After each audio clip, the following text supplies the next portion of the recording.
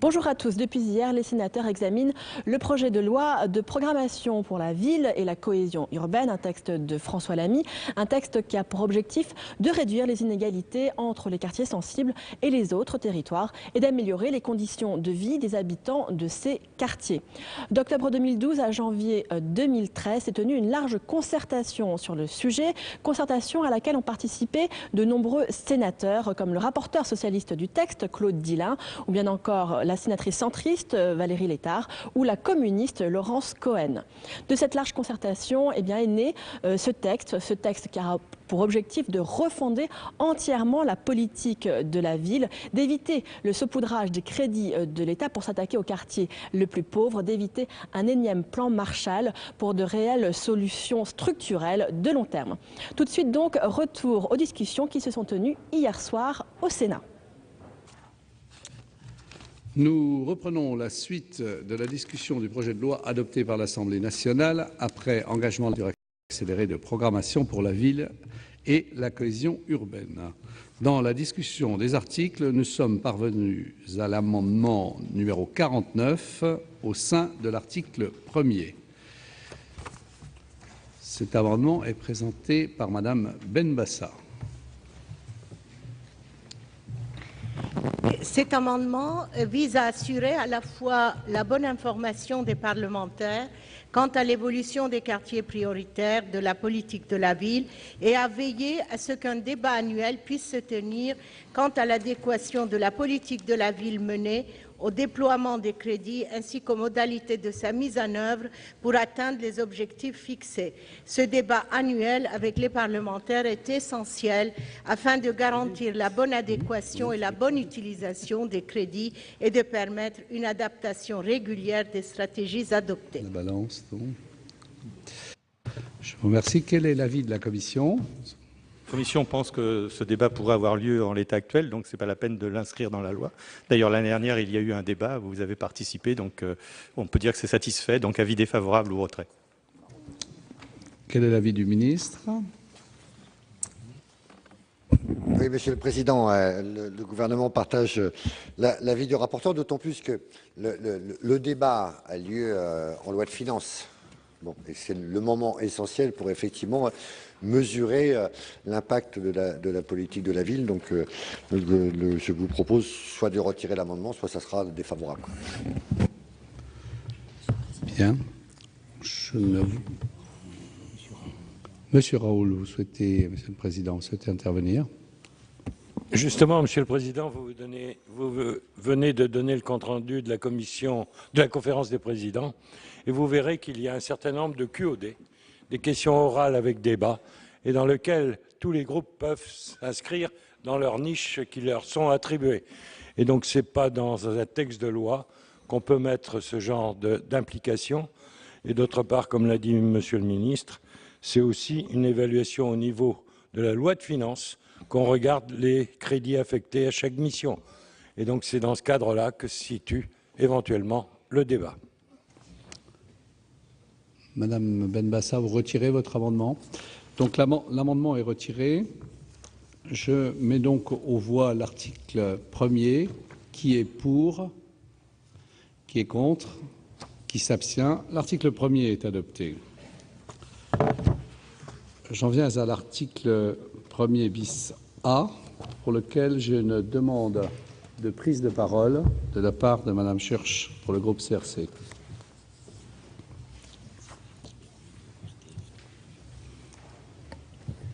Monsieur le Président, Monsieur le Ministre, mes chers collègues, le présent article permet l'élaboration d'un rapport devant aboutir à la future dotation ville. Au-delà de l'évolution positive de son mode d'attribution, nous ne voudrions pas que cette création constitue juste un tour de passe-passe entre l'actuelle dotation de développement urbain et la future dotation ville. Nous nous interrogeons alors sur l'utilité d'une telle disposition qui relève au fond principalement de la loi de finances. Les modalités de cette future dotation sont également à ce stade particulièrement floues, ce qui ne permet pas aux parlementaires de légiférer dans de bonnes conditions. De plus, nous parlons au fond de sommes extrêmement limitées puisque la dotation de développement urbain représente pour l'année qui vient simplement 100 millions d'euros. Cette somme est d'ailleurs à mettre en relation avec l'extinction des zones franches urbaines, dont le coût au budget national est de 400 millions d'euros. Même si leur utilité était contestable et non avérée, cette extinction représente au fond des économies substantielles pour le budget de l'État qui serviront ou non, nous ne savons pas, à réalimenter la politique de la ville. Pourquoi, Monsieur le Ministre, ne pas sanctuariser cette somme qui alimenterait des actions spécifiques pour le développement de l'emploi dans les quartiers prioritaires? Je vous remercie. Bien, je suis saisi d'un amendement numéro 7 qui est présenté par Monsieur Germain au nom de la Commission des finances. Un amendement rédactionnel. Monsieur le ministre, quel est l'avis du gouvernement? Avis favorable. Bien. Pardon. Ah oui, la commission saisie au fond. Ça ira vite, Monsieur le Président, c'est un avis favorable. Bien, je vous remercie. Bien, donc je mets aux voix cet amendement qui est pour, qui est contre, qui s'abstient. Donc l'amendement est adopté. Je mets donc aux voix l'article 1er bis A ainsi amendé. Qui est pour, qui est contre, qui s'abstient. L'article 1er bis A est adopté. Après l'article 1er bis A, je suis saisi de deux amendements en discussion commune. Le premier, l'article 26 rectifié, est présenté par M. Van Dierendonck.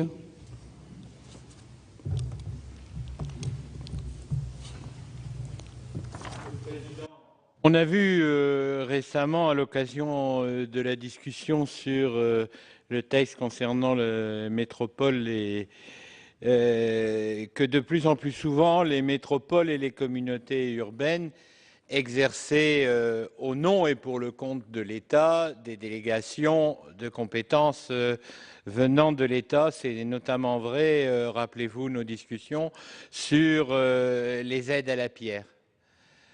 Donc, l'article additionnel qui vous est proposé ici pense que l'État, sans perdre une seule prérogative en termes d'appréciation des conditions d'emploi de ces crédits spécifiques de la politique de la ville, pourrait envisager une délégation de gestion aux communautés urbaines et aux métropoles, ce qui aurait l'immense mérite de le débarrasser des tâches administratives d'instruction purement formelle des dossiers.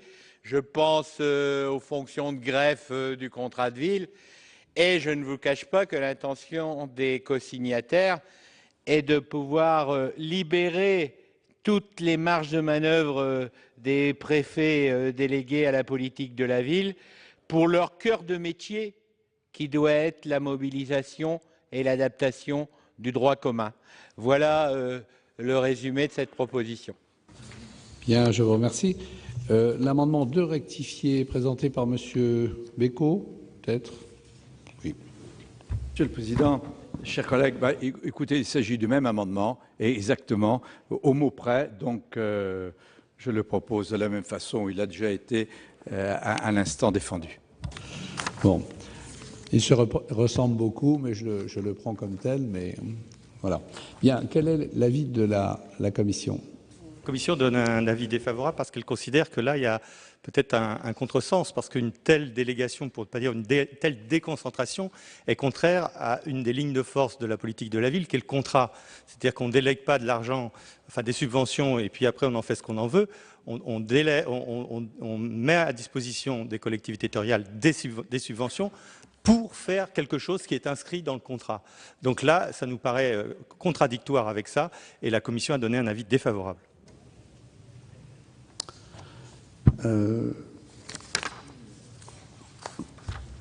Quel est l'avis du gouvernement sur cet amendement? Je vais vous le donner, Monsieur le Président. Monsieur le sénateur, je suis un peu surpris de cet amendement parce que tout l'enjeu de ce projet de loi et la façon dont il a été fabriqué, c'était d'abord d'engager une concertation avec l'ensemble des élus, des responsables associatifs, des professionnels de la politique de la ville. Or, jamais cette proposition n'est sortie, n'a surgi de la concertation. Donc voilà, déjà par principe, par rapport à la construction de ce projet de loi, je ne pourrais pas y être favorable. La deuxième chose, c'est que cette proposition est totalement incompatible avec l'article 1 que vous avez adopté tout à l'heure, qui dit que la politique de la ville est une politique de solidarité nationale. Voilà. Déléguer complètement, en fait, parce que la réalité, c'est déléguer complètement les crédits, donc en fait, les capacités d'intervention politique aux métropoles, ce serait priver l'État de sa capacité de pouvoir intervenir sur les contenus, en lien bien entendu avec les collectivités territoriales. Donc c'est pour ça que je suis opposé à cet amendement, que le gouvernement y est opposé, d'autant plus que dans la réalité, je sais bien, je vais dire d'où a pu émerger cet amendement, puisque je pense tout particulièrement à l'agglomération lyonnaise. Bon, les choses se passent bien dans l'agglomération lyonnaise. Et l'agglomération lyonnaise est la preuve qu'effectivement un bon compromis, un bon travail entre une intercommunalité forte qui sait organiser sa politique de la ville avec les collectivités et l'État produit d'excellents résultats. Et donc je propose d'en rester là. Bien. Monsieur Van Dieren, donc. J'accepte de retirer cet amendement. Bien. Et Monsieur Bécaud? Je retire également cet amendement. Bien. Donc les deux amendements sont retirés. Je vous remercie. L'article 1er bis est supprimé. Nous en venons à l'article 2 avec une demande de parole de Madame Mireille Schurch. Oui, Monsieur le Président, Monsieur le Ministre, mes chers collègues, le présent article est particulièrement important. Il prolonge de 2 ans le programme national de rénovation urbaine. Il permet le lancement d'un nouveau programme de renouvellement urbain et enfin il complète les missions et le financement de l'ANRU. Nous ne pouvons que nous féliciter du lancement d'un PNRU 2 sur la période 2014-2024, attendu depuis longtemps et promis par le candidat Hollande. Nous nous félicitons également qu'aujourd'hui, et par ce projet de loi, la problématique des copropriétés soit enfin prise en compte et que la terminologie de renouvellement urbain ait supplanté celle de rénovation urbaine. Nous sommes satisfaits de la méthode qui a été la vôtre, Monsieur le Ministre, celle de la concertation. Nous adhérons enfin à votre volonté d'associer les populations sur les opérations de renouvellement urbain. Cela correspond à une nécessité. Nous avons tous à l'esprit le souvenir de la détresse de certains habitants devant la démolition de leur immeuble auquel ils étaient attachés. Cette démarche mérite d'être saluée et nous la soutenons. Pour autant, nous sommes dubitatifs sur le montant escompté pour ce nouveau programme, puisqu'avec 5 milliards d'euros, celui-ci sera plus de 2 fois moindre que le premier programme. Il sera exclusivement dédié aux quartiers relevant de la nouvelle géographie prioritaire qui est nettement resserrée et nous craignons que cette définition stricte pénalise au final les communes et les quartiers qui restent extrêmement fragiles et pour lesquels le financement d'opérations de renouvellement urbain reste cependant une nécessité. D'autre part, si nous considérons que la prolongation du premier PNRU est rendue nécessaire par la lenteur de sa mise en œuvre, nous considérons qu'outre la nécessité d'une prolongation, cela devrait au fond nous interroger sur les blocages qui ont conduit à ces retards. Nous craignons, dans le contexte de rétraction de l'action publique et des moyens des collectivités, que celles-ci peinent à participer au financement dans le cadre du nouveau programme de renouvellement urbain. Et ce ne sont pas les annonces du Président de la République cet après-midi qui vont nous rassurer. Je rappelle également le niveau extrêmement faible de la participation de l'État au financement direct de la politique de la ville, ce qui constitue à nos yeux un problème majeur. C'est d'ailleurs le 1% qui finance à titre principal l'ANRU, à hauteur de 810 millions par an.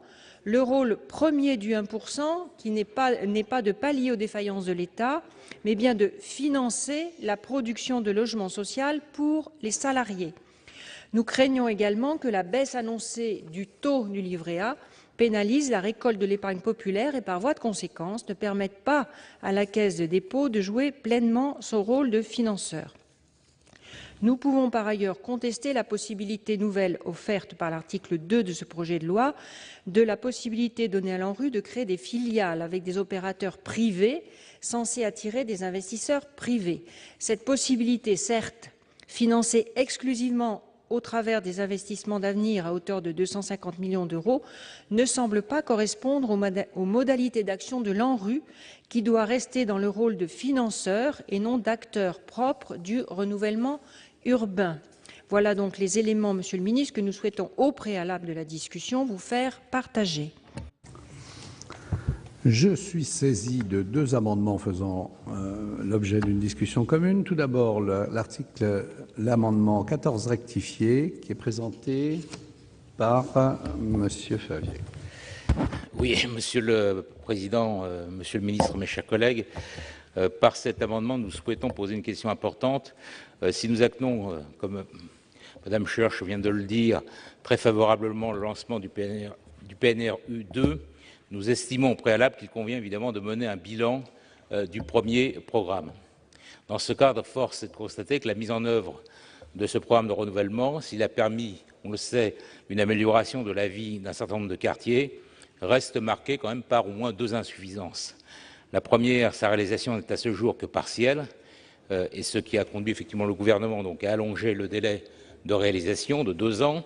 Et deuxièmement, nous avons pu constater un déséquilibre dans les actions différentes qui ont été financées par l'ANRU. Ainsi, dans le cadre des conventions conclues sous l'égide du premier programme, 144 692 logements ont été détruits et 140 842 ont été produits. Autrement dit, donc, il y a eu évidemment plus de logements détruits que de logements construits. Pour être clair, nous estimons évidemment qu'au regard de la crise du logement extrêmement grave que nous vivons aujourd'hui, que nous traversons, il n'est pas envisageable évidemment que dans le cadre de ce deuxième programme, nous puissions continuer évidemment dans cette voie. Le nombre de productions de logements doit être évidemment au moins égal à celui des démolitions, c'est bien là le minimum. Et en tout cas, par exemple, pour ma part, je serais même favorable à ce qu'il soit assez nettement même supérieur, le nombre de logements reconstruits, que des logements détruits. Ça n'est pas impossible, on a des tas d'exemples où, dans certaines villes, effectivement, les maires ont accepté d'aller plus loin, effectivement, que le 1 pour 1 et ont reconstruit plus de logements, effectivement, que de logements détruits. Pour cette raison, nous proposons donc par cet amendement de l'inscrire donc dans la loi de manière très claire, alors que nous allons revenir dans quelques jours sur le projet de loi Allure. Il semble que le projet de loi sur la ville donc, doit prendre en compte évidemment l'urgence aussi de contribuer à travers également son action, de répondre aussi à ce besoin, donc pour répondre aux besoins donc, de cette crise du logement et de ce déficit aujourd'hui dont nous souffrons. Monsieur Dillin, vous nous proposez l'amendement 86 au nom de la Commission des affaires économiques.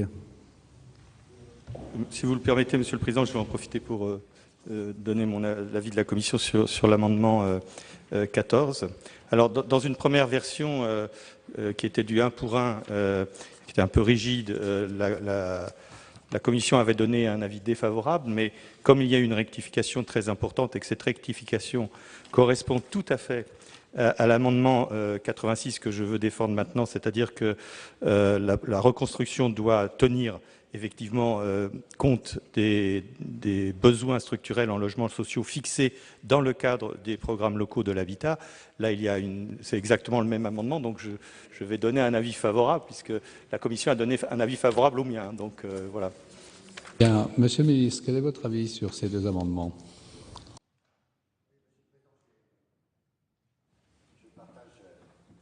Non. Oui, pardon. Monsieur le Président, je partage l'avis du rapporteur. Donc voilà, ça va me permettre de répondre quand même à Madame Schurch par rapport à son intervention en débat général sur l'article. D'une part, moi je partage votre avis sur la question des démolitions. Voilà. Et moi je souhaite que à la fois dans la fin du plan national de rénovation urbaine 1 et dans le nouveau PNRU, on regarde plus particulièrement la question des démolitions, en les limitant d'une part aux immeubles dont la structure ne permet plus effectivement de les rénover et d'autre part aux démolitions nécessaires pour un désenclavement des quartiers. Voilà, lorsque vous avez besoin de faire passer un site propre de transport en commun, un tramway ou d'ouvrir, je pense à certaines cités où il y a besoin d'ouvrir la cité sur son environnement extérieur, voilà. Mais qu'après on soit en capacité, je pense qu'on a évolué maintenant sur la facilité, la possibilité d'avoir des rénovations et des réhabilitations lourdes qui permettent effectivement aux locataires de rester, voire même et d'améliorer bien entendu leur situation. C'est pour ça d'ailleurs que je vais organiser au mois d'avril 4 rencontres urbaines auxquels d'ailleurs les élus seront invités avec des urbanistes, des architectes, des professionnels pour qu'on soit en capacité de réfléchir sur le nouveau plan de renouvellement urbain. Voilà, en ce qui concerne la question de la réalisation de l'actuel PNRU, il ne faut pas oublier quand même quelques facteurs. D'une part, le fait que, comme on est sur des financements croisés, vous pouvez avoir à la fois des collectivités territoriales qui ne peuvent pas suivre l'ANRU. Vous pouvez avoir aussi des bailleurs qui sont dans cette situation. Vous avez aussi des fois des problèmes matériels ou des problèmes techniques. Je pense entre autres à la découverte d'amiante, voilà, qui non seulement ralentissent mais alourdissent le coût financier de la réhabilitation. Bon, l'ensemble de ces facteurs. Bon, et puis un dernier facteur que tout le monde oublie, c'est qu'il y a eu beaucoup de changements de municipalité en 2008 et que les programmes ont été révisés. Et donc que ça a alourdi l'échéancier du plan national de rénovation urbaine 1. Voilà, donc tout ceci explique qu'on ait besoin d'aller jusqu'en 2015, mais à part quelques cas précis, j'ai pas d'inquiétude sur la réalisation potentielle. En tout cas, ce n'est pas un problème financier de la part de l'ANRU. Voilà. Sur le financement de l'ANRU, bon, nous sommes sur un financement croisé. J'allais me permettre cette facétie à Madame la sénatrice en vous disant ce soir que, après tout, le socialisme, voire le communisme, c'est quand même d'aller chercher l'argent là où il est. Voilà, et que personne ne se plaindra du fait que les partenaires sociaux, et tout particulièrement le patronat, financent le logement social. En tout cas, pas vous ni moi. Voilà. Bon, l'important, c'est que nous ayons un cocktail équilibré et que nous soyons en capacité de pouvoir garder la maîtrise politique de l'ensemble de ce programme. Voilà. Quant à finir sur le rôle de l'ANRU en matière de développement économique et de participation au capital d'entreprises spécialement dédiées, là encore, je le rappelle, on est bien dans le cadre d'opérations de développement économique avec un financement spécifique du plan investissement d'avenir en ce qui concerne le développement économique des quartiers. Voilà. Donc ça n'obère pas du tout, bien entendu, la suite des opérations de rénovation urbaine, quoi. Voilà. Néanmoins, je suis le rapporteur sur l'amendement. Monsieur Dallier, vous avez la parole pour explication de vote. Merci, Monsieur le Président, Monsieur le Ministre, mes chers collègues. Écoutez, moi, je ne me lancerai pas dans une tentative de définition du socialisme et du communisme, surtout après la conférence de presse de cet après-midi. Alors, je vais me contenter de m'en tenir aux deux amendements identiques qui nous sont présentés. Et pour vous dire que je finis par me demander quel est le but recherché. Parce que dit l'alinéa 12, je le relis, si la requalification des quartiers prioritaires le nécessite, ces interventions peuvent être conduites à proximité de ceux-ci. La production de logements locatifs sociaux financés dans le cadre du nouveau programme national de renouvellement urbain s'effectue dans les unités urbaines auxquelles appartiennent les quartiers concernés par ce programme. Qu'est-ce qu'on veut dire ici et qu'est-ce qu'on avait voulu dire lors du premier programme? C'est qu'effectivement, l'objectif c'était du 1 pour 1. Mais on avait aussi acté l'idée qu'il n'était pas absolument et toujours nécessaire que le 1 pour 1 soit reconstruit dans le quartier lui-même. On avait quand même, et je pensais que tout le monde était d'accord, mis en évidence la nécessité de mixité sociale. Donc on a essayé d'attirer des promoteurs, de faire de l'accession sociale, du logement intermédiaire. Donc on a parfois décidé de reconstruire ailleurs. Et dans ma commune, au pavillon Sous-Bois, il y a eu des reconstructions qui ont été comptées du 1 pour 1 avec des opérations à Sevran, si ma mémoire est bonne. Ça me semble de bonne logique et je pense qu'il ne faut pas sortir de là, il ne faut pas effectivement revenir à une règle stricte. Alors que dit l'amendement, et c'est là où tout d'un coup j'ai un doute, On nous dit, donc on nous propose de compléter l'alinéa 12 que je viens de lire par la phrase suivante. Ce programme doit garantir une reconstitution de l'offre de logement locatif social démoli compatible avec les besoins structurels en logements locatifs sociaux fixés par les programmes locaux de l'habitat. Oups. D'abord, je voudrais vous dire que c'est un peu compliqué à comprendre. Maintenant, si on se situe dans la... Mais attendez, mon cher collègue Dillin, si on se situe dans la métropole du Grand Paris en première couronne, qu'est-ce que c'est que la traduction concrète de ce qui est écrit ici? Moi, j'ai un peu de mal à comprendre jusqu'où... Peut-être, mais j'ai un peu de mal à comprendre l'application très concrète. Si ça nous pousse effectivement à considérer que des démolitions à l'Est, on peut effectivement les recomptabiliser n'importe où ailleurs dans la métropole, pourquoi pas? Je voudrais être certain que la lecture soit exactement celle-là. Si c'est le cas, ça va plutôt dans la bonne direction. Maintenant, mais confirmez-le moi, maintenant sur le 1 pour 1, pour avoir conduit un rapport il y a quelques années sur l'ANRU, je suis allé en province voir des opérations qualifiées en rue, mais qui n'avaient rien à voir avec les opérations les plus importantes. Qu'est-ce qu'on pouvait constater sur place? Qu'il y avait parfois des logements locatifs sociaux vides. Ça existait. Alors je dis ça pour répondre à nos collègues qui s'étonnent que le 1 pour 1 ne soit pas exactement au rendez-vous.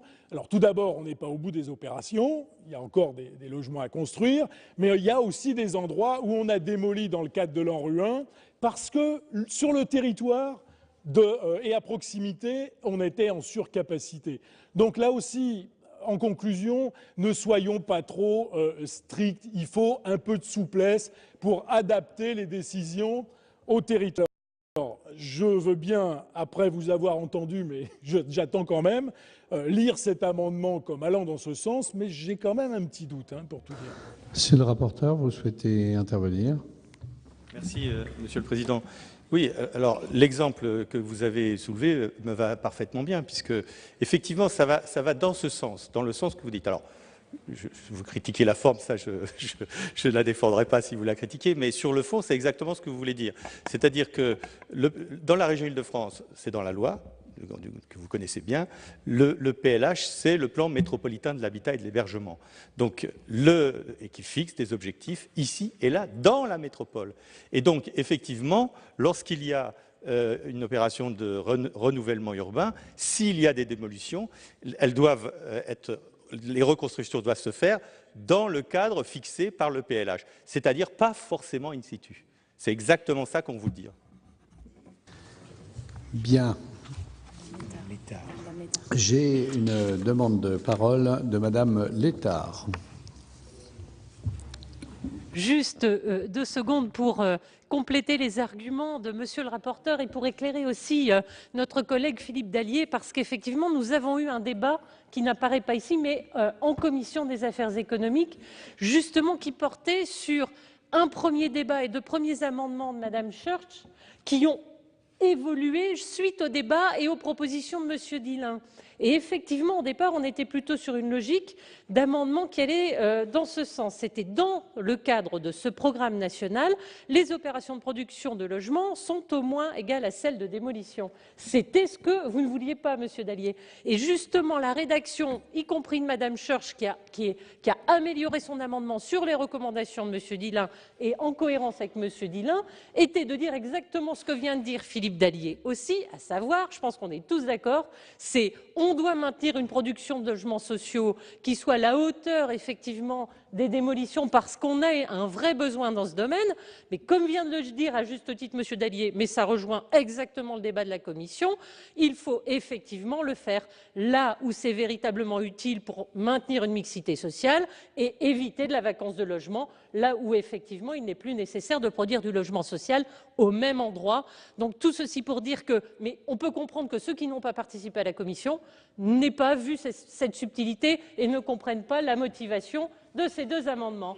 Voilà. Donc en fait, on est tous d'accord. Bon. Je ne vois plus d'autres demandes d'explication de vote. Donc je vais pouvoir mettre au vote ces amendements 14 rectifiés et 86. Qui est pour? Qui est contre? Qui s'abstient? Les amendements sont adoptés. J'en viens donc à l'amendement 73 rectifié qui est présenté par M. Van Dieren. Donc. Bon, c'est un amendement sur lequel Mme Létard pourra aussi se retrouver, hein, puisque quand on est originaire d'une région qui est quand même marquée par les mutations des trois principales mono-industries issues du 19e siècle, on sait très bien que la majorité des quartiers prioritaires vont se trouver accolés à des friches industrielles où ici même, à l'origine du Sénat d'ailleurs et de plusieurs de mes collègues, on a essayé de donner un statut à l'occasion de la loi Allure. Donc, je voulais juste avoir une précision dans l'alinéa 13 en question pour bien montrer, si on pouvait ajouter, après les mots activité économique et commerciale, que la reconquête des friches est bien éligible potentiellement au financement pour le renouvellement urbain de l'ANRU. Bien. Quel est l'avis de la Commission, Monsieur Dillin? Avec beaucoup de tristesse, je vais encore dire à M. Van der Endung de retirer son amendement parce qu'il nous semble que l'alinéa 13 est déjà très clair là-dessus puisqu'on parle d'un aménagement du territoire et citant effectivement déjà toutes les possibilités.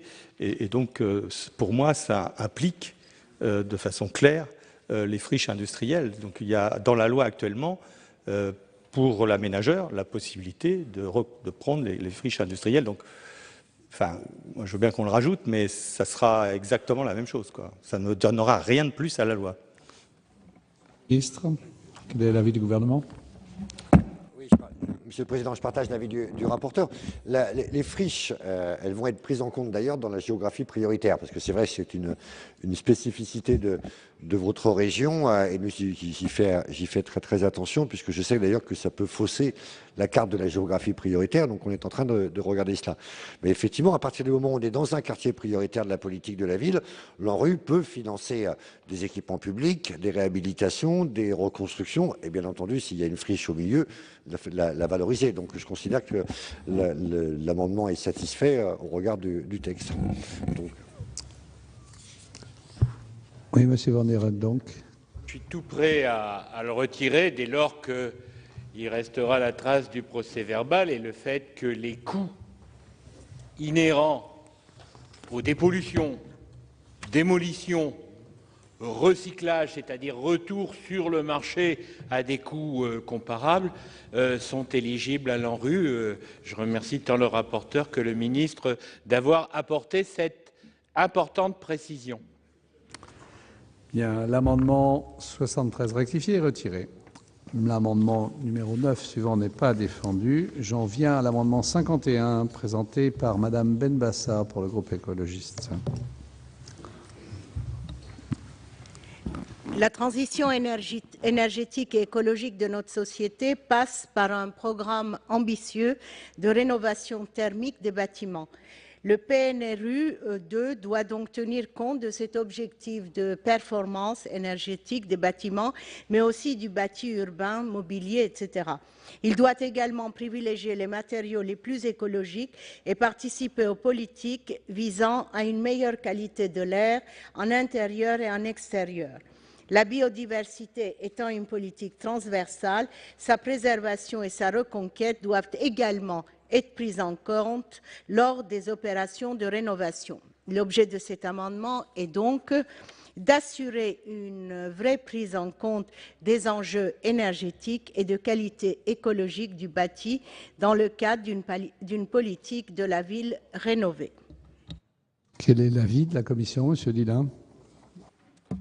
Oui, l'avis de la Commission dit que là, la préoccupation de Mme Benbassa est satisfaite, en particulier par les deux amendements qui ont été adoptés par le Sénat tout à l'heure. Donc là, vraiment, moi, je vous demande le retrait, parce que là, on est quand même dans quelque chose de très précis, de très contraignant, alors que ces préoccupations ont déjà été acceptées dans le texte. Monsieur le ministre, quel est votre avis?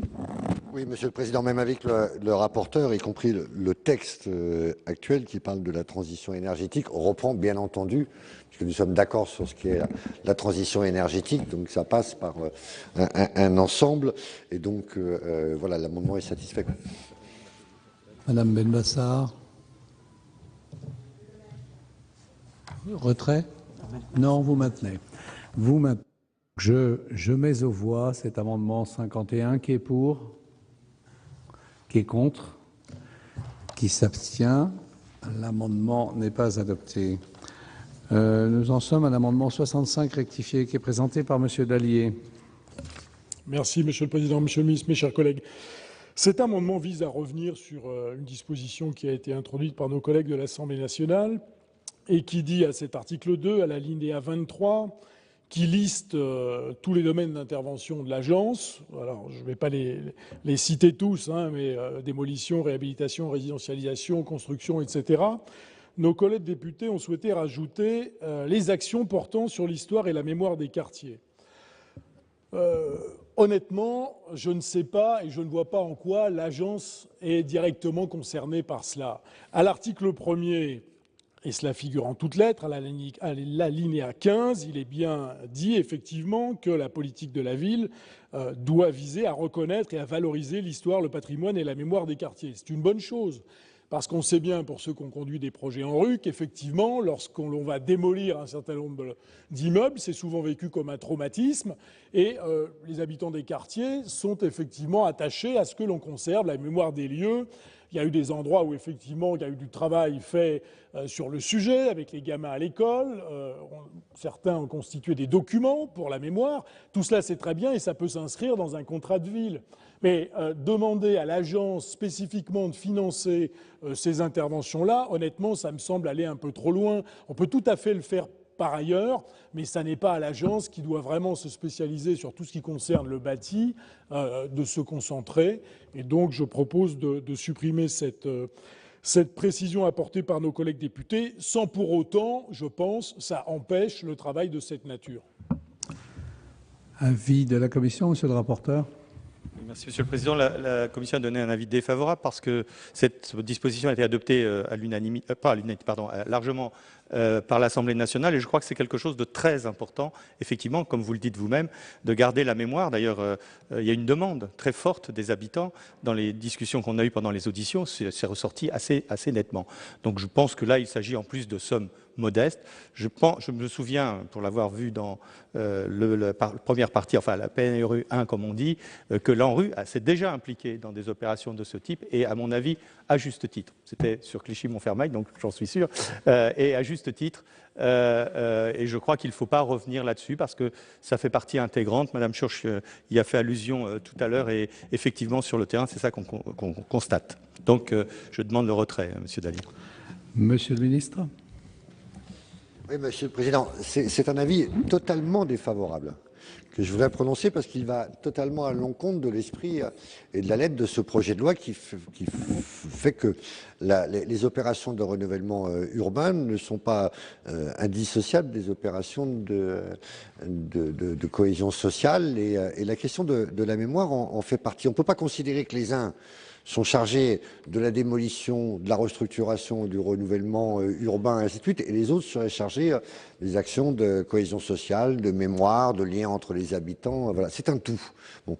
Et c'est vrai que lorsque on procède, comme vous l'avez dit d'ailleurs, à un renouvellement urbain à l'intérieur d'un quartier, il y a un vrai traumatisme, voilà, une vraie violence. Voilà, j'ai été pour ma part, je pense entre autres à Vénissieux, où les habitants vous expliquent que ça fait 30 ans que l'on procède au renouvellement du quartier. Ça fait quasiment 2 générations qui sont concernées par cela. La question de la mémoire du bâti et des habitants, et du territoire auquel ils appartiennent, y compris avant même que ce bâti ait existé, parce que je crois que c'est un tout, voilà, est une chose majeure, et je ne vois pas pourquoi l'Agence nationale de rénovation urbaine ne participerait pas, voilà, dans le cadre, entre autres, des maisons de projet, au fait de participer aux actions de mémoire du quartier, du territoire et de ses habitants. Bien. Monsieur Dallier, pour explication de vote. Monsieur le ministre, vous êtes totalement défavorable, mais le gouvernement n'y avait pas pensé, puisque ce sont nos collègues de l'Assemblée qui l'ont introduit par voie d'amendement. Bon, ceci étant dit, encore une fois, je suis tout à fait conscient qu'il est intéressant de faire ce travail sur la mémoire des quartiers. Ceci étant dit, la mémoire, c'est vivant. La mémoire de ces quartiers, elle ne s'arrêtera pas au bout du projet de renouvellement urbain. Donc on pourrait tout à fait financer ce type d'opération par ailleurs, sans demander à l'agence de le faire spécifiquement. Voilà. Vous savez, quand on commence à se disperser, on prend toujours des risques, parce qu'on sait où ça commence et on se demande jusqu'où ça va aller. Donc l'agence, elle est somme toute très spécialisée. Moi, je pensais qu'effectivement, il n'était pas utile d'ajouter cela. Maintenant, si Claude Dillain me dit que ça s'est déjà fait par le passé, bah, écoutez, je le découvre et que peut-être que d'autres le découvriront. Bon, je ne vais pas en faire une affaire et je vais retirer cet amendement. Monsieur le ministre. Juste pour préciser à M. Dallier qu'à l'Assemblée, c'est à la suite d'un amendement gouvernemental que nous avons intégré cette disposition. Bien. Monsieur le ministre, si vous voulez bien nous présenter l'amendement 81 pour le gouvernement.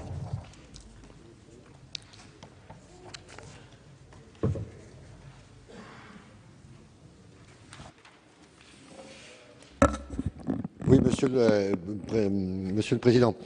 Il s'agit d'une reprise d'un amendement qui n'a pas été accepté à cause de l'article 40, qui prévoyait, un amendement de Mme Benbassa, qui prévoyait le fait qu'on réserve 1%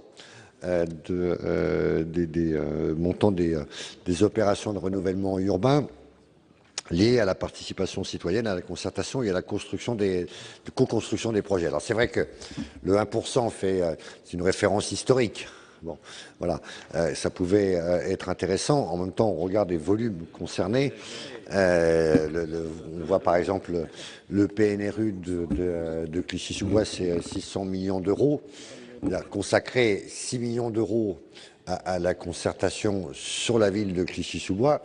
Même l'ancien maire de Clichy n'aurait pas, dans ses rêves les foufous, n'y aurait pas pensé. Mais néanmoins, il faut pouvoir garder l'esprit. Et donc, l'idée, c'est qu'effectivement, on ait des concours financiers de l'ANRU au dispositif de co-construction des projets de renouvellement urbain avec les habitants, qu'il s'agisse notamment, entre autres, des maisons du projet, des conseils citoyens et en conformité avec ce que j'avais dit tout à l'heure, des opérations de mémoire concernant les quartiers, le bâti et leurs habitants. Quel est votre avis, monsieur le rapporteur? La Commission a donné un avis favorable, même très favorable, puisqu'il s'agit d'aller dans le sens de la co-construction. Je mets aux voix cet amendement 81 qui est pour, qui est contre, qui s'abstient. L'amendement est adopté. Nous en venons à l'amendement 25 rectifié, présenté par M. Van Dieren. Donc, j'ai eu la chance de pouvoir suivre pour le compte du Conseil régional 42 sites en ANRU. Et j'ai remarqué que souvent, il n'était pas simple de concilier deux préoccupations. Premièrement, la rapidité, c'est-à-dire le fait de tenir un calendrier sans être tenu par les aléas des contrats successifs. Et troisièmement, c'est de plus en plus fondamental, tenir la performance énergétique. Comment le faire et en même temps en échappant, parce que j'y vois plus d'inconvénients que d'avantages, au PPP.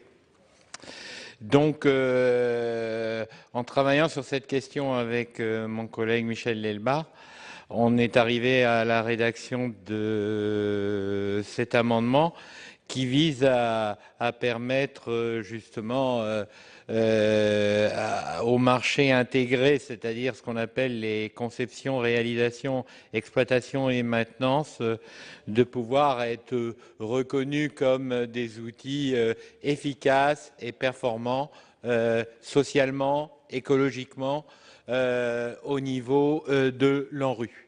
Voilà. Bien. Quel est l'avis de la Commission, M. Dillain? Alors, la Commission comprend bien cette préoccupation qui est, je dirais, ancienne à l'Agence nationale de rénovation urbaine, de façon à ce qu'effectivement améliorer et améliorer la rapidité des opérations. Néanmoins, la Commission se pose des questions d'ordre juridique. Elle considère qu'il y a une grande insécurité juridique et donc elle a demandé le retrait ou un avis défavorable. Et Monsieur le ministre, quel est votre avis? Oui, Monsieur le Président.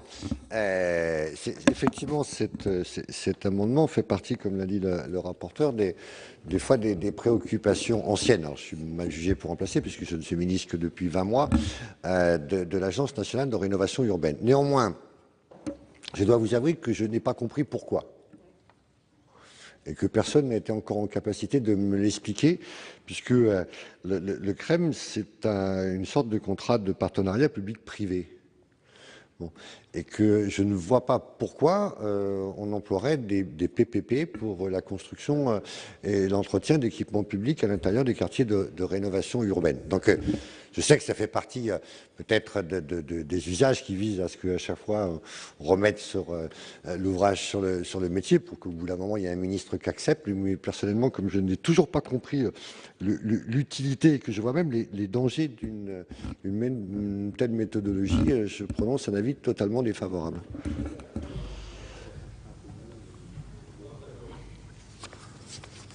Je ne vois pas de... Si Madame Létard, pour explication de vote. Oui, Monsieur le Président, Monsieur le Ministre, chers collègues, juste pour dire que, en ce qui concerne notre groupe, nous sommes du même avis que Monsieur le Ministre, à savoir que c'est vrai que ça se rapproche très fortement du PPP et que c'est normalement affecté à de très gros programmes structurants.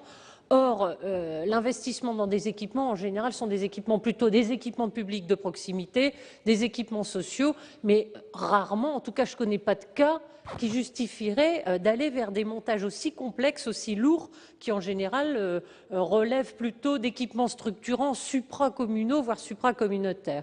Donc nous étions plutôt défavorables, à moins d'avoir une étude d'impact qui nous montre la nécessité de passer à cela. Mais en l'occurrence, on ne sait pas pourquoi.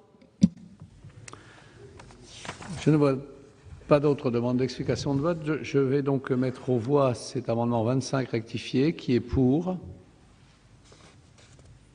Qui est contre? Qui s'abstient? Il n'est pas adopté. Nous en venons à deux amendements et un sous-amendement faisant l'objet d'une discussion commune. L'amendement 54 rectifié est présenté par Madame Benbassa.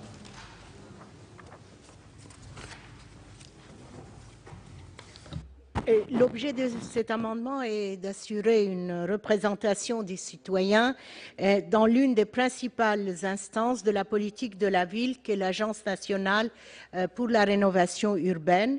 Les auteurs du présent amendement recommandent qu'un tiers du conseil d'administration de l'ANRU soit ouvert à la représentation associative et citoyenne.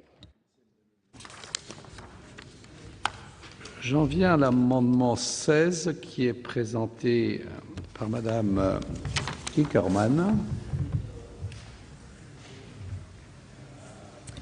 Oui, Monsieur le Président, Monsieur le Ministre, mes chers collègues, par cet amendement simple dont vous nous avez dit partager l'objectif, Monsieur le rapporteur, nous souhaitons en tout cas permettre que des représentants des associations de locataires puissent intégrer le conseil d'administration de l'ANRU.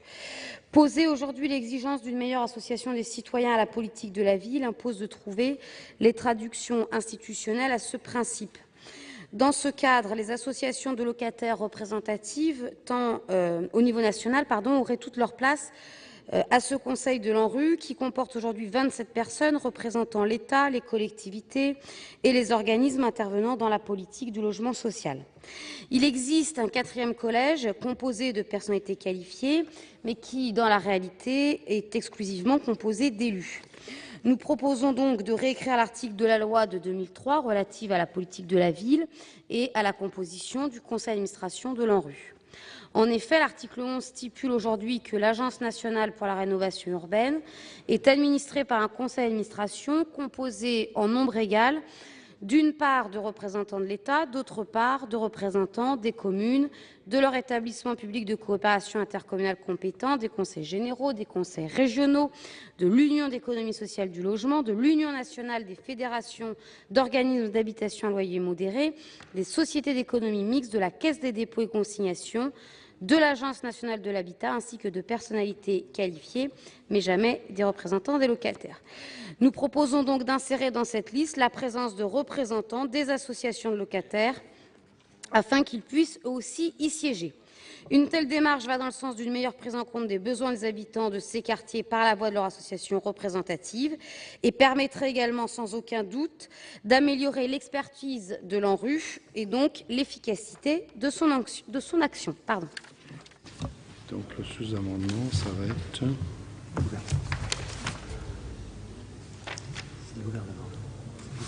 Et le gouvernement présente un sous-amendement 82 à l'amendement numéro 16. Peut-être en... Oui. Oui. Excusez-moi, Monsieur le Président. Oui, effectivement, l'amendement prolonge celui présenté par Madame Cukierman, qui effectivement partage l'avis sur le fait qu'il faut qu'il y ait une représentation des locataires. Voilà. Cependant, l'amendement impliquerait d'intégrer les représentants de toutes les associations de locataires représentatives au niveau national, ce qui ajouterait beaucoup de membres au conseil d'administration de l'ANRUD, qui comporte déjà 36 personnes. Voilà. Donc je vous propose simplement de parler de représentants de locataires. Ça me permet peut-être de répondre tout de suite aussi, Monsieur le Président, si vous le souhaitez, à l'amendement de Madame Benbassa. Donc je comprends la volonté, mais là nous sommes sur quelque chose qui est totalement impossible.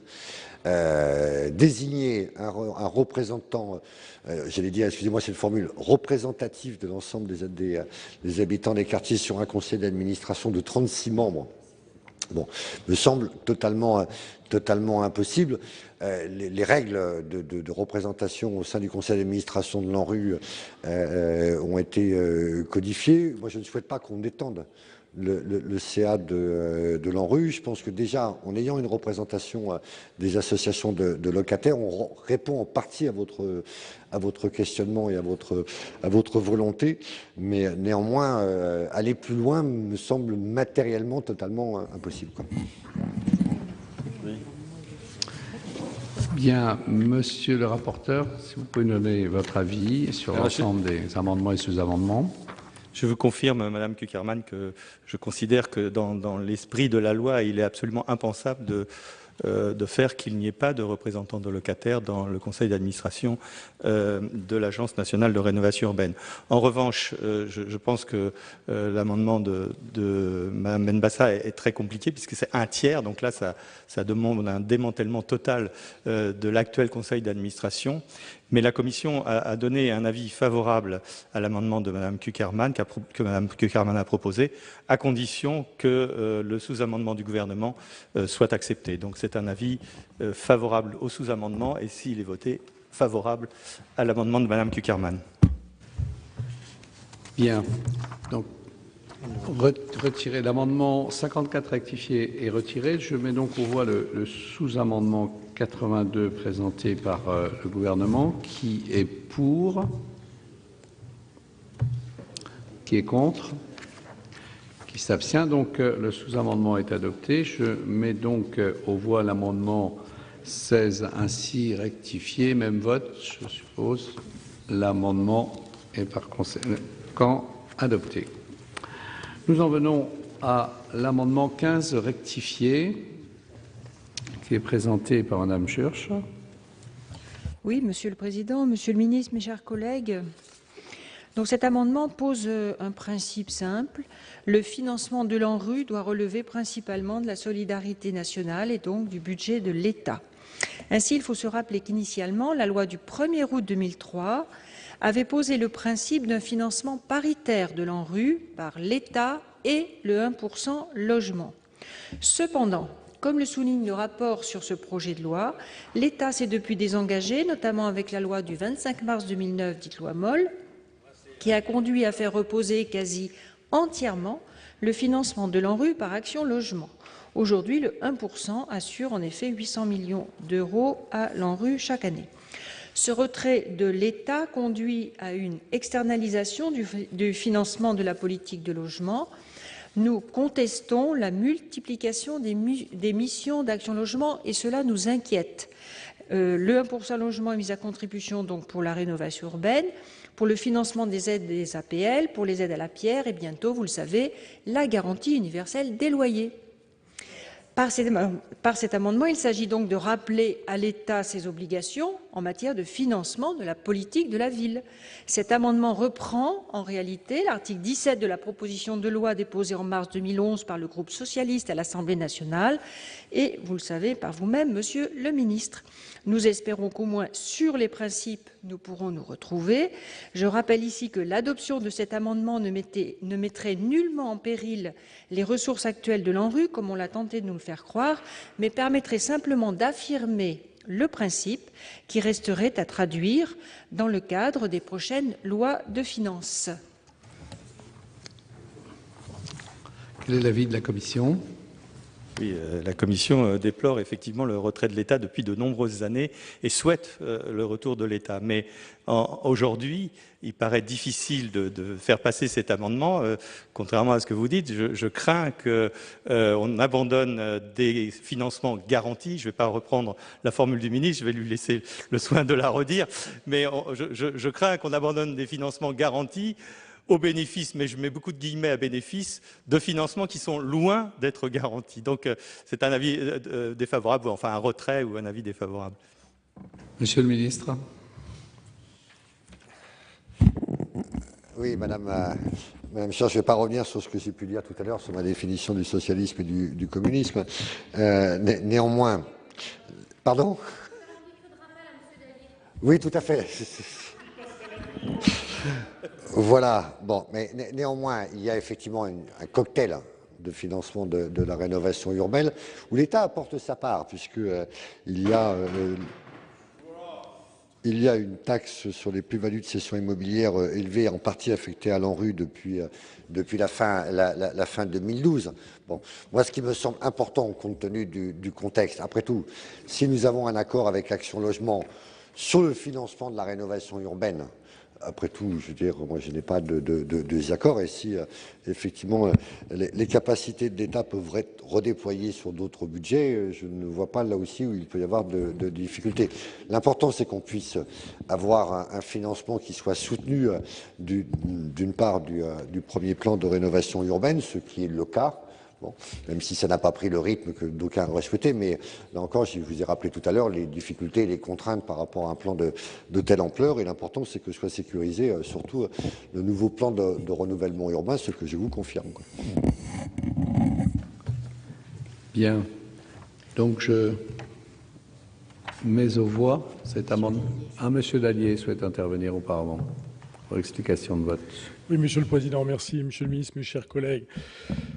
C'est vrai qu'en son temps, comme rapporteur spécial, j'avais aussi regretté le désendettement de l'État, qui à l'époque avait été fort critiqué sur les bancs de ce qu'était l'opposition. Bon, aujourd'hui, tout le monde s'en accommode.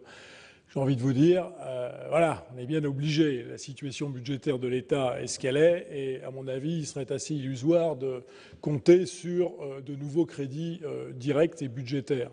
Donc, l'important, c'est ce que je disais à l'époque et je le redis ce soir, c'est qu'effectivement nous ayons la certitude qu'au bout du compte, l'agence trouve les financements dont elle a besoin.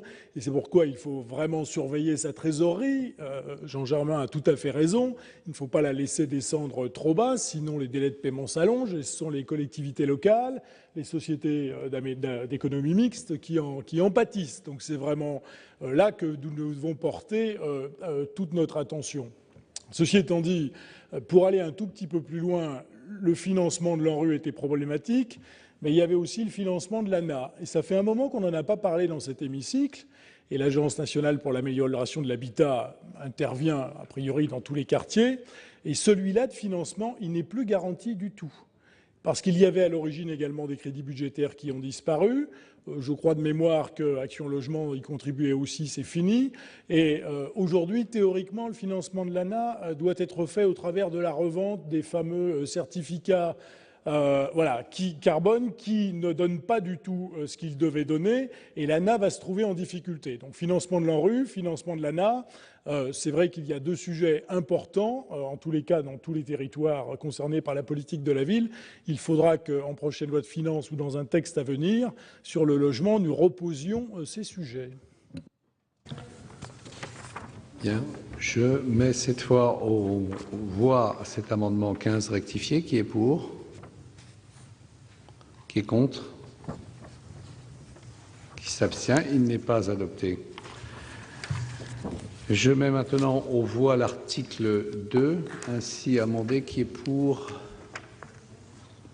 Qui est contre? Qui s'abstient? L'article 2 est adopté. Article 2 bis, même vote. Même vote, il est adopté. L'article 3 est supprimé. Et nous en arrivons à l'article 4 avec une demande de parole de M. Christian Favier. Oui, Monsieur le Président, Monsieur le Ministre, mes chers collègues, cet article donc 4 porte sur la géographie prioritaire.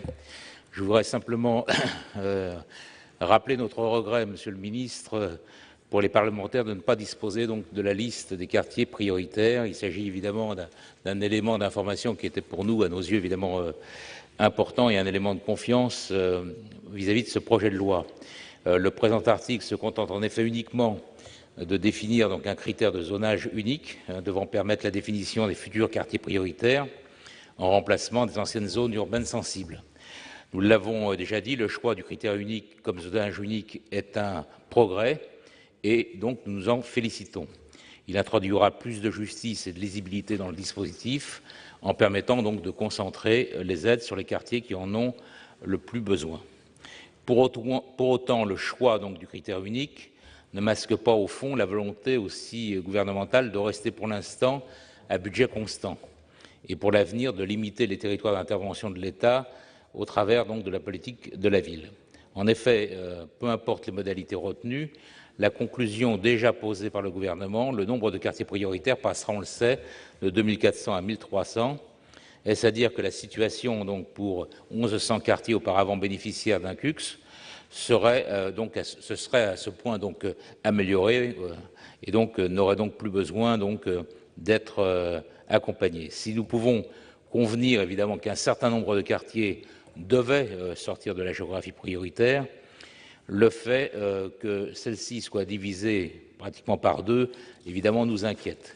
Vous dites qu'il y aura pour ceux qui ne seront plus donc jugés prioritaires, la possibilité évidemment d'accéder au droit commun. C'est en effet évidemment une évidence. La politique de la ville ne peut pas, à elle seule évidemment, apporter toutes les réponses aux difficultés sociales rencontrées au sein des quartiers populaires qui répondent donc à des difficultés profondes. Mais dans ce cadre, il faut reconnaître que les choix gouvernementaux, notamment aujourd'hui en matière budgétaire, peuvent être lourds de conséquences. Notamment, on l'a dit et répété, les dotations aux collectivités diminuent d'ores et déjà depuis le début de cette année de 4,5 milliards sur 3 ans pour les collectivités locales. Et l'objectif reste évidemment celui donc de couper dans les dépenses de services publics au nom donc de la rigueur. Et c'est le cas malheureusement aussi, on le sait, en matière par exemple de santé, de transport notamment. Vous aurez donc des difficultés, on le voit, à mettre en œuvre ces moyens de droit commun et les collectivités elles-mêmes auront du mal évidemment à compenser ce désengagement ou cette réduction évidemment de l'intervention de l'État au titre du droit commun. Donc sur cette base-là, évidemment, nous voulions évidemment attirer votre attention sur cette question. Il est évident que les déclarations du président de la République cet après-midi, malheureusement, ne font que renforcer évidemment notre inquiétude par rapport à cela. Je vais donc mettre aux voix l'article 4. Qui est pour? Qui est contre? Qui s'abstient? L'article 4 est adopté. À l'article 5, j'ai une demande de parole de Madame Schörch. Oui, Monsieur le Président, Monsieur le Ministre, mes chers collègues, cet article traite de la contractualisation de la politique de la ville entre l'État et les collectivités. Les actuels CUCS deviendront des contrats de ville et leurs modalités de conclusion seront donc largement revues avec un périmètre rétréci, comme vient de le dire mon collègue Christian Favier. Cela pose la question de la sortie du dispositif contractuel, mais nous y reviendrons à l'article 9 bis pour justement renforcer la veille active de ces territoires. Nous adhérons à la volonté, au travers de ces contrats, de mobiliser prioritairement les moyens de droit commun, car la politique de la ville reste fondamentalement une politique corrective qui n'a de portée que dans le cadre d'un droit commun suffisant. Cette intégration du droit commun dans les contrats de ville permettra également plus de transparence et de lisibilité sur l'effort réellement consenti. Par ailleurs, vous définissez l'échelon de contractualisation au niveau intercommunal, et donc ce qui induit des transferts de compétences. Si ces transferts sont effectivement aujourd'hui une réalité, demain plus encore, dans le cadre des lois de décentralisation comme de la loi logement, nous sommes inquiets des répercussions en termes de démocratie de cette démarche de dévitalisation des communes au profit des intercommunalités, alors même que le rôle de proximité des élus locaux n'est plus à démontrer. Pour cela, nous avons donc proposé dès la commission d'acter que le maire reste responsable sur le territoire de sa commune et, dans le cadre de ses compétences, le maître d'œuvre du contrat de ville. Cet amendement a été adopté et nous estimons qu'il améliore de manière sensible cet article. La politique de la ville est une politique de précision qui nécessite une connaissance fine du territoire et une proximité forte avec la population. Cela nécessite à nos yeux non de renforcer les transferts de compétences et l'éloignement des prises de décision, mais de travailler, comme vous l'avez d'ailleurs écrit, à la co-construction avec les habitants, bien sûr, mais aussi avec l'ensemble des élus concernés par un territoire, et ce, de l'élaboration du diagnostic à la mise en œuvre du contrat de ville. Et nous serons à ce titre très attentifs à l'association de la population des quartiers concernés. Cet aspect est une amélioration majeure par rapport à l'existant, mais il faudra, Monsieur le Ministre, donner les moyens, y compris humains et financiers, pour faire vivre ces instances de démocratie participative.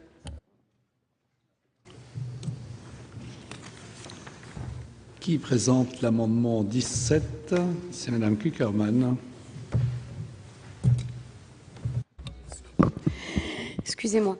Monsieur le Président, Monsieur le Ministre, mes chers collègues, nous entrons bien évidemment à travers cet amendement sur le travail sur l'article, et donc cela rejoint les propos que viennent de tenir ma collègue Mireille Schurch, puisque à travers ce premier amendement, nous souhaitons supprimer les mots à l'échelle intercommunale afin de lever une ambiguïté liée à la rédaction de ce projet de loi. Nous avons bien compris que vous souhaitiez, Monsieur le Ministre, affirmer que l'échelon pertinent pour la conclusion des nouveaux contrats de ville était cet échelon intercommunal. Pour autant, la rédaction actuelle de ce projet de loi reste au milieu du gué. Vous contraignez en effet la conclusion des contrats de ville à l'échelle intercommunale sans pour autant en faire une compétence obligatoire pour ces mêmes intercommunalités. Il semble ainsi difficile de contraindre des intercommunalités qui ne disposeraient pas de compétences politiques de la ville à être signataires de contrats de ville. Que se passera-t-il d'ailleurs si certaines intercommunalités refusent d'être signataires? Vous aviez effectivement prévu une sanction pécuniaire initialement. Nous avons obtenu en commission sa suppression puisqu'elle semblait injuste et inefficace. De fait, à partir du moment où il ne s'agit pas d'une compétence obligatoire des EPCI, il n'y a alors à nos yeux aucune légitimité juridique ni même politique à imposer ce périmètre intercommunal pour la conclusion de ces contrats de ville. Vous aurez donc compris que nous ne contestons pas la pertinence de cette échelle intercommunale telle que le proposée par principe, mais simplement l'automaticité de cette échelle. Sur le fond, nous considérons que la bonne démarche est celle du respect de la volonté des collectivités concernées et de laisser le temps de la construction. De plus, les problématiques soulevées par un contrat de ville sont par définition denses, complexes, puisqu'elles touchent d'abord à l'humain. Les maires, de par leur rôle de proximité, sont alors un maillon essentiel de tout contrat de ville. C'est la vision que nous portons. Nous estimons donc inefficace de contraindre que ce contrat de ville soit systématiquement conclu à l'échelle intercommunale. Nous estimons nécessaire, au contraire, de garantir une certaine souplesse, ce que pourrait permettre notre amendement. Avis de la Commission, Monsieur Lila. Monsieur le Président, la Commission a donné un avis défavorable, évidemment, à cet amendement. D'abord parce que nous pensons que l'échelle intercommunale est obligatoirement la bonne échelle. Je l'ai dit dans mon intervention, il n'est pas acceptable que des quartiers soient considérés comme prioritaires et appellent à la solidarité nationale, c'est-à-dire à la solidarité de tous, alors que par égoïsme, certaines communalités refusent de les considérer comme quartiers prioritaires et ne font pas jouer la priorité et la péréquation intercommunale. Donc c'est une première réponse. La deuxième réponse, Mme Schorsch l'a dit dans son intervention, je crois que ce qui est intéressant dans ce texte de loi, c'est qu'il y a une très bonne articulation entre le niveau intercommunal et le maire. Et effectivement, la Commission a adopté un amendement proposé par Mme Schorsch qui permet encore un peu plus de rassurer le maire sur sa maîtrise d'œuvre de ces programmes. Donc la Commission pense qu'il faut impérativement que ces contrats soient signés à l'échelle intercommunale. Donc retrait ou avis défavorable. Monsieur le ministre. Monsieur le Président, je partage totalement l'avis du rapporteur et je serais tenté de dire, j'ai écouté vos propos, Madame Cukierman, en me disant que le gouvernement était au milieu du gué. J'aurais plutôt tendance à vous renvoyer la formule. Voilà, c'est vrai que je sais que historiquement, entre la commune, l'intercommunalité, petit à petit, l'idée fait son chemin dans vos rangs. Voilà, ici nous sommes arrivés à un bon compromis. Nul n'imagine qu'on puisse penser, entre autres, les opérations de désenclavement des quartiers par les transports en commun uniquement à l'échelle communale. Bon.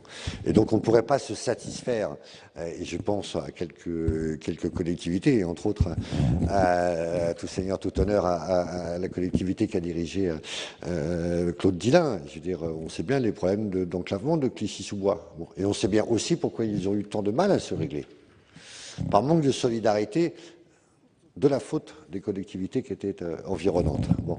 Donc, le fait qu'on se situe bien maintenant, dans un bon compromis du territoire intercommunal qui définit le diagnostic, les axes stratégiques, les politiques de désenclavement, de développement économique, et d'autre part, le maire, maître d'œuvre des politiques de cohésion sociale et de rénovation urbaine sur son secteur, on a le bon équilibre.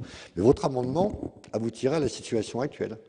À savoir que vous n'avez que 4 intercommunalités sur 10 qui sont actuellement partie prenante de la politique de la ville. Alors moi, mon objectif, c'est qu'on soit à 100%. Voilà. Et on aura l'occasion d'en reparler d'ailleurs aussi en ce qui concerne les départements et les régions, parce que nous sommes à peu près dans le même rapport, voire même un peu moins, puisqu'on est à un tiers des régions, un tiers des départements, et qu'il faut maintenant que la solidarité vis-à-vis de ces quartiers et des villes qui comportent des quartiers prioritaires soit totale. Verticale, mais aussi horizontale. Donc un avis totalement défavorable, donc je vous en demande le retrait. Madame Cukierman, pour explication de vote. Je crois qu'au vu effectivement des arguments, du fait effectivement, vous l'avez rappelé, monsieur le rapporteur, que nous avons obtenu en commission un certain nombre de garanties sur la place du maire dans l'élaboration du contrat de ville et sur sa maîtrise. Et puis effectivement, je crois, monsieur le ministre, mais sur tous les bancs, le rapport et la place des communes et de l'intercommunalité évoluent toujours dans le sens, en tout cas, de répondre aux besoins des populations, des territoires concernés. Puis je crois que comme les matchs de tennis actuellement se font de l'autre côté de la planète, effectivement, nous allons retirer notre amendement pour cette soirée. Bien, donc l'amendement 17 est retiré. Nous en venons à l'amendement 39 rectifié bis, qui est présenté par monsieur Mirassou, peut-être. Merci, Monsieur le Président. Cet amendement vise à engager, par le biais de leurs signatures respectives, les départements et les régions dans les nouveaux contrats de ville. En effet, j'ai eu l'occasion de l'évoquer tout à l'heure, eu égard aux compétences qui sont les leurs, pour les uns en matière sociale et solidarité, pour les autres en termes de développement économique, de formation professionnelle et de transport, les conseils généraux et régionaux, à l'évidence, sont des partenaires naturels des communes et des EPCI. C'est la raison pour laquelle elles doivent nécessairement être impliquées dans la mobilisation des politiques de droit commun, et c'est du reste tout l'enjeu de ce projet de loi. Cette mobilisation conditionne la réussite de la prochaine génération de contrats de ville, et par ailleurs, il y a une forme de cohérence, puisque l'ADF et l'ARF ont signé en 2013 avec vous, Monsieur le Ministre, des conventions cadres pour s'investir plus avant dans les prochains contrats de ville, avec notamment la mobilisation des fonds structurels européens, FSE, FEDER. Quel est l'avis de la Commission ? La Commission donne un avis favorable, même si elle a bien conscience que c'est une petite révolution, mais effectivement, il lui paraît difficile d'imaginer, toujours dans l'esprit de ce texte, que les collectivités territoriales, comme les régions ou les départements, restent à l'écart de ce contrat. Donc la Commission a donné un avis favorable. Monsieur le ministre. Oui, Monsieur le Président, je suis ennuyé par votre amendement.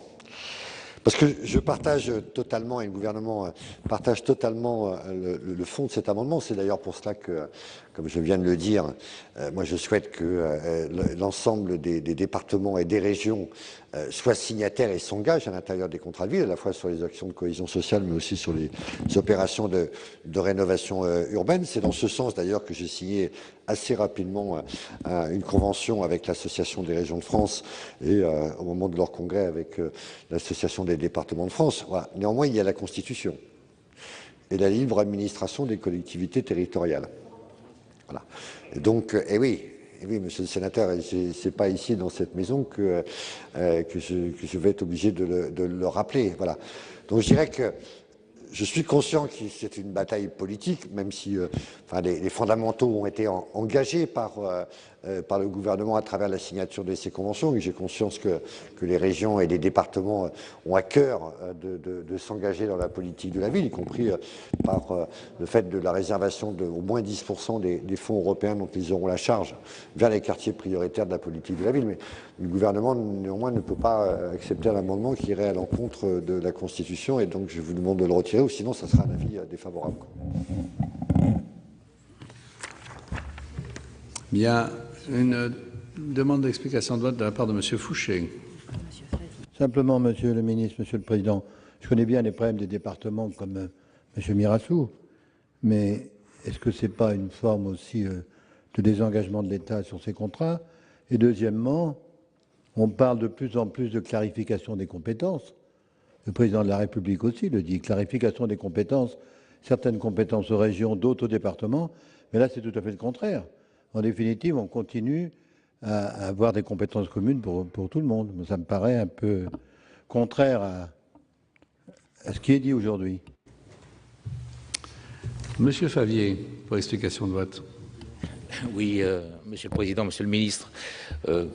Pour notre part, nous partageons évidemment l'objectif de faire en sorte que le maximum de départements et le maximum de régions puissent être partie prenante de la mise en œuvre de cette politique de la ville. Et par exemple, pour mon propre département, par exemple, concernant l'ANRU, nous avons à l'époque signé et nous sommes engagés financièrement à une hauteur importante pour accompagner cette politique de renouvellement urbain. Pour autant, je pense que ça doit rester effectivement une décision souveraine des assemblées élues, qu'elles soient régionales ou départementales, et que ça ne peut pas, je dirais, être un caractère obligatoire de par la loi. Je pense qu'il faut que ça puisse rester effectivement une décision qui doit être prise par ces assemblées. Je pense qu'il faut respecter effectivement cette libre administration des collectivités. Monsieur le rapporteur, vous souhaitez intervenir à ce stade? Je voudrais juste préciser à M. Fouché qu'il n'y a pas d'incompatibilité, parce que le département peut signer un contrat de ville dans le cadre de ses compétences. Il ne s'agit pas d'intervenir hors de ses compétences obligatoires. Par exemple, le département, sur les collèges, c'est quand même important dans ces quartiers, ou sur l'aide sociale, c'est quand même important sur les quartiers, peut redéployer ses moyens tout à fait de droit commun, mais dans le cadre de ses compétences obligatoires, au bénéfice de ces quartiers. C'est ça que ça veut dire. On ne lui demande pas d'avoir forcément des lignes spécifiques politiques de la ville. Madame Létard, vous souhaitez intervenir pour explication de vote? Oui, Monsieur le Président, chers collègues, mais Monsieur Dillin m'a devancé parce que je voulais dire tout simplement la même chose, à savoir que sans revenir sur la libre administration des collectivités, c'est vrai que les conseils généraux comme les régions sont compétents dans nombre de domaines qui intéressent la politique de la ville, au même titre qu'on demande aux intercommunalités de ne pas s'exonérer d'un partenariat avec les communes sur la mise en œuvre de la politique de la ville, et au contraire de faire marcher et faire fonctionner la solidarité communautaire dans le champ de ses compétences et dans le cadre des missions de coordination et d'animation fixées par la loi. Il nous paraît quand même absolument déterminant et indispensable au bon fonctionnement de la politique de la ville que ni département ni région ne s'exonèrent d'appliquer leur champ de compétences étant sur des territoires de politique de la ville où on a plus que jamais besoin qu'ils interviennent sur leur politique de droit commun et que, s'ils le souhaitent, et c'est là la libre administration des départements, venir conforter et amplifier leur intervention. Donc ça me paraît plutôt judicieux qu'ils puissent intervenir dans ce sens. Monsieur Mirassou. Écoutez, moi, je conçois l'argumentation de Monsieur le ministre qui me reprocherait en quelque sorte, moi et le groupe que je représente, de vouloir, malgré eux, le bonheur des régions et des départements. À ceci près que dès l'instant où, par rapport à ce projet de loi, on en appelle dans le sens positif au plus grand nombre s'agissant de l'engagement citoyen qui a fait l'objet tout à l'heure de beaucoup de débats, il serait quand même paradoxal que l'engagement citoyen vaille pour le simple citoyen, mais ne vaille pas pour ceux qui sont censés les représenter. Je veux parler des régions et des départements. Alors je ne vais pas faire une fixation sur peuvent ou doivent. On doit pouvoir se trouver un moyen terme intéressant, mais je retiens quand même ce qu'on dit et exposé tout à l'heure avec beaucoup de lucidité en ce qui concerne le rapporteur et Valérie Létard. Quand un département choisit délibérément, à travers la politique scolaire qui est la sienne, de favoriser la présence, même quand ça va mal et surtout quand ça va mal, du service public de proximité, notamment les collèges, eh bien c'est une démonstration suffisante. Car le même département, à travers des installations, favorise la politique sportive, où pour le coup l'insertion sociale prend le pas sur la politique sportive elle-même, eh bien il fait délibérément le choix de faire de la politique de la ville. Donc, écoutez, si on doit pouvoir, d'une manière très encourageante, dire départements et régions doivent pouvoir ou peuvent, on va en parler une affaire d'État, et au bout du bout, c'est l'engagement des uns et des autres qui dira qui a raison. Est-ce que cette formulation vous convient, Monsieur le ministre? Et quand je dis ça, j'interpelle le Conseil constitutionnel par ministre interposé, parce que c'est vrai qu'il y a toujours le Conseil constitutionnel, les bac plus 15 là. On laisse peut-être s'exprimer M. Van Dieren donc avant le président Raoul, peut-être? Non? Non, vous souhaitez intervenir? Vous souhaitez intervenir tout? Bon, M. Van Dieren donc, je vous en prie. La voix quand je parle avant le président Raoul, mais dire la chose suivante.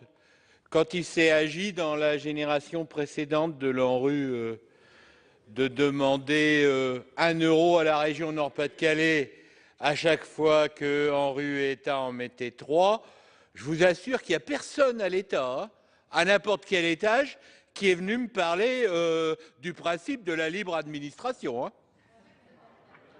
Personne, personne. Donc, soyons prêts à faire quelques amendements peut-être sur les temps des conjugaisons, mais gardons ce principe sacro-saint qui est qu'effectivement, en termes de solidarité territoriale, de cohésion sociale, le département est nécessairement interpellé et la région l'est à plus d'un titre également, et elle le sera encore plus, le peu que j'ai pu comprendre de la conférence de presse du président de la République de cet après-midi.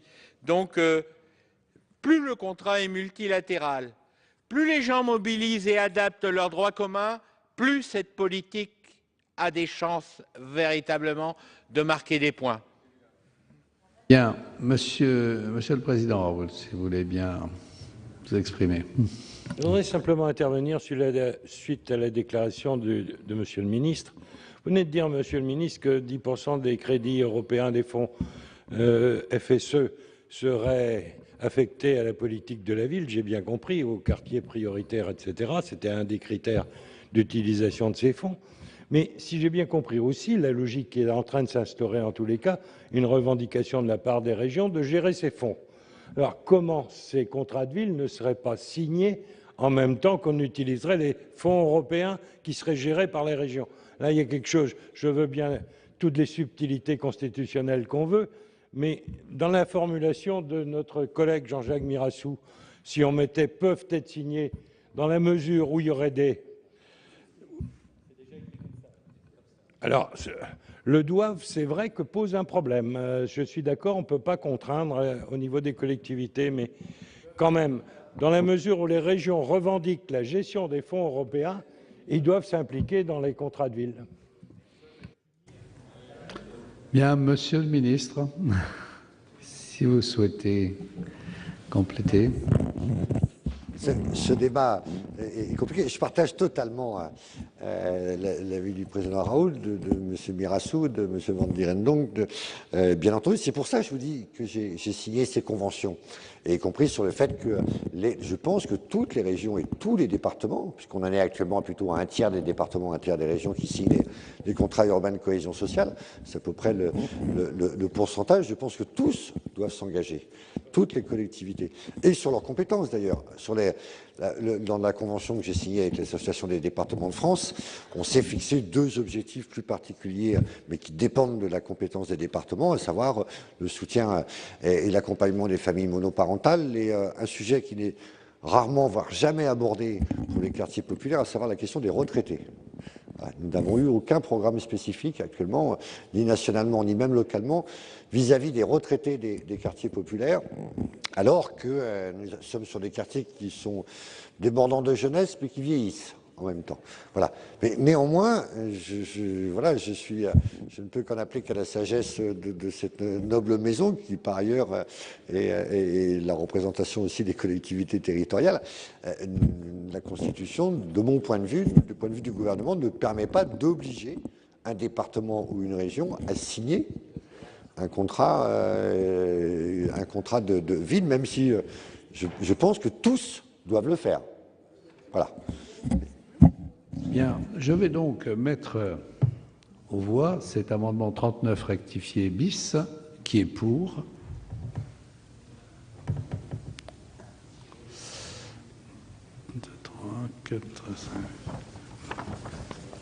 Qui est contre? Qui s'abstient? Donc l'amendement est adopté. Nous en venons au 68 rectifié qui est présenté par M. Dallier. Merci, Monsieur le Président. Monsieur le Ministre, mes chers collègues, cet amendement vise à poser le problème de la future métropole du Grand Paris et de la signature de ces fameux contrats de ville. Alors, je ne prétends pas que l'amendement qui est proposé ici, dans sa rédaction, soit parfait, ni même forcément bien placé dans l'article, puisque je proposais d'insérer une disposition après l'alinéa 1. Mais enfin, faute d'amendement, qu'est-ce que je peux trouver dans cet article qui pourrait se référer à la métropole ou qui serait applicable à la métropole du Grand Paris? À l'alinéa 5, je lis « Sur le territoire intercommunal, l'établissement public de coopération intercommunale compétent », enfin le compétent, on se demande ce qu'il vient faire là d'ailleurs, en matière de politique de la ville, est chargé du diagnostic du territoire, de la définition des orientations, de l'animation et de la coordination du contrat de ville. La métropole du Grand Paris sera le PCI. Donc, j'en conclurai à la lecture de cet alinéa que c'est la métropole du Grand Paris qui sera chargée, effectivement, du diagnostic, des orientations, de l'animation et de la coordination de chacun des contrats de ville signés sur le territoire de la métropole. À l'échelle de 7 millions d'habitants, ça me semble peut-être un peu compliqué. Si je vais ensuite à l'alinéa 9, je lis qu'en Île-de-France, le représentant de l'État dans la région peut proposer des contrats de ville sur des périmètres différents de ceux des établissements publics de coopération intercommunale. Donc là, on est plutôt dans la liberté la plus totale donnée au préfet, qui pourrait, dans l'espace de la métropole, choisir lui-même, effectivement, de choisir un périmètre communal, intercommunal, enfin, en dehors même des conseils de territoire. Les choses sont assez floues si on s'en tient à la rédaction actuelle. Alors, mon amendement est presque un amendement d'appel, Monsieur le Ministre, mais je pense qu'il faut que vous précisiez la position du gouvernement. Moi, j'ai plutôt tendance à considérer que dans ce périmètre de la métropole du Grand Paris, où toutes les communes ont quand même une taille moyenne relativement importante et où elles sont toutes, en tous les cas celles qui sont concernées, engagées de longue date dans la politique de la ville, est-ce que malgré tout, la commune ne reste pas, à quelques exceptions près, j'allais dire, le bon interlocuteur, même pour le travail de diagnostic et de dentelle? Après, il y a le problème du financement, mais en tous les cas, pour effectuer ce travail, est-ce que la commune ne reste pas le meilleur interlocuteur? Ça peut être l'intercommunalité, mais sur une base qui, à mon sens, n'est pas forcément celle du Conseil de territoire, parce qu'en Seine-Saint-Denis, on va avoir 3 ou 4 conseils de territoire, c'est-à-dire des plaques de 400, 500 000 habitants? Est-ce que c'est la bonne échelle pour faire ce travail de dentelle? Honnêtement, je n'en suis pas certain. Alors, je n'ai pas une rédaction parfaite, loin de là, mais je pense qu'il faut creuser le sujet et je souhaitais vous entendre sur celui-ci. Monsieur le rapporteur, quel est l'avis de la commission? Oui, alors d'abord, peut-être une rectification, parce que sur la métropole du Grand Paris, la politique de la ville est dans la loi la seule compétence qui est remontée, qui redescend au Conseil de territoire. Donc c'est clair, c'est dans la loi, c'est la seule compétence qui a fait le yo-yo, comme on disait, dans la loi. C'était un amendement que j'ai déposé, qui a été voté ici même. Donc de toute façon, ça concerne plus du tout la métropole du Grand Paris, parce que vous avez raison, 6,5 millions, faire un contrat de ville, ça me paraît impensable. C'est d'ailleurs la raison pour laquelle j'avais demandé à ce que ça retombe automatiquement dans le Conseil de territoire. Maintenant, la deuxième question, est-ce que le Conseil de territoire est l'échelle la plus pertinente? Je crois que, comme vous, on peut se poser des questions. Et je crois que le ministre y a fait allusion tout à l'heure, et je crois qu'il va y refaire allusion, puisque le gouvernement va présenter l'amendement 44, qui devrait régler ce problème. Donc, ce que je vous conseille, vous avez fait un amendement d'appel qui me paraît d'ailleurs tout à fait légitime. Une fois que le ministre vous a répondu, peut-être retirer votre amendement, auquel cas sinon il y aurait un avis défavorable, bien sûr. Monsieur le ministre, quel est votre avis sur cet amendement 68 rectifié? Oui, comme vous l'avez dit, Monsieur Dallier, il n'est pas parfait, mais néanmoins c'est intéressant d'avoir le débat, comme on l'a déjà pu l'avoir tout à l'heure là-dessus. Bon, nous sommes en train de travailler parallèlement avec l'avancement de la loi métropole. Bon, effectivement, la métropole n'est pas le bon horizon et le bon pourtour pour élaborer la politique de la ville. Et comme l'a rappelé le rapporteur, c'est plutôt au niveau des conseils de territoire que devra se déléguer la compétence. Quand vous dites que ce n'est pas le bon niveau à 300 ou 400 000 habitants, faisons attention. Prenons l'agglomération lyonnaise, j'ai plus en chiffre en tête, voilà, on doit être à plus d'1 million effectivement d'habitants au sein de l'agglomération lyonnaise. La politique de la ville est de compétence intercommunale et ça se passe très bien. Parce que c'est dans cette agglomération qu'on a été en capacité de dessiner un schéma de transport qui soit totalement cohérent avec une seule autorité de transport. C'est là qu'on a pu organiser des politiques de peuplement qui se fassent à l'échelle de l'intercommunalité. C'est là qu'on a pu aussi avoir une politique assez offensive en matière d'équipement public et de rénovation urbaine, avec des établissements de création et de diffusion culturelle sur quasiment l'ensemble des grandes communes de cette intercommunalité. Donc c'est le bon échelon. Bon. Après, ça ne préjuge pas du fait que, bien entendu, comme on a pu le dire, le maire est toujours l'opérateur de proximité. Je vous invite vraiment à voir ce qui se passe dans l'agglomération lyonnaise, que je cite souvent en exemple, parce que cela montre qu'on peut avoir, à des niveaux aussi importants, la capacité de pouvoir faire de la bonne politique de la ville. Mais si on le redescend à l'échelle communale, alors je connais les résultats en région Île-de-France. Voilà, je ne suis même pas certain qu'on aura ad vitam aeternam Clichy et Montfermeil. On aura même peut-être, est-ce qu'on peut imaginer que finalement, par la voie du fait que d'autres communes refuseraient que ça se passe à l'échelle intercommunale, que tout d'un coup, une commune comme Clichy, une commune comme Montfermeil, enfin même, je vais en prendre une autre, une commune comme Sevran, pourrait se retrouver seule à gérer ces problèmes de politique de la ville. Je crois que ce n'est pas pensable.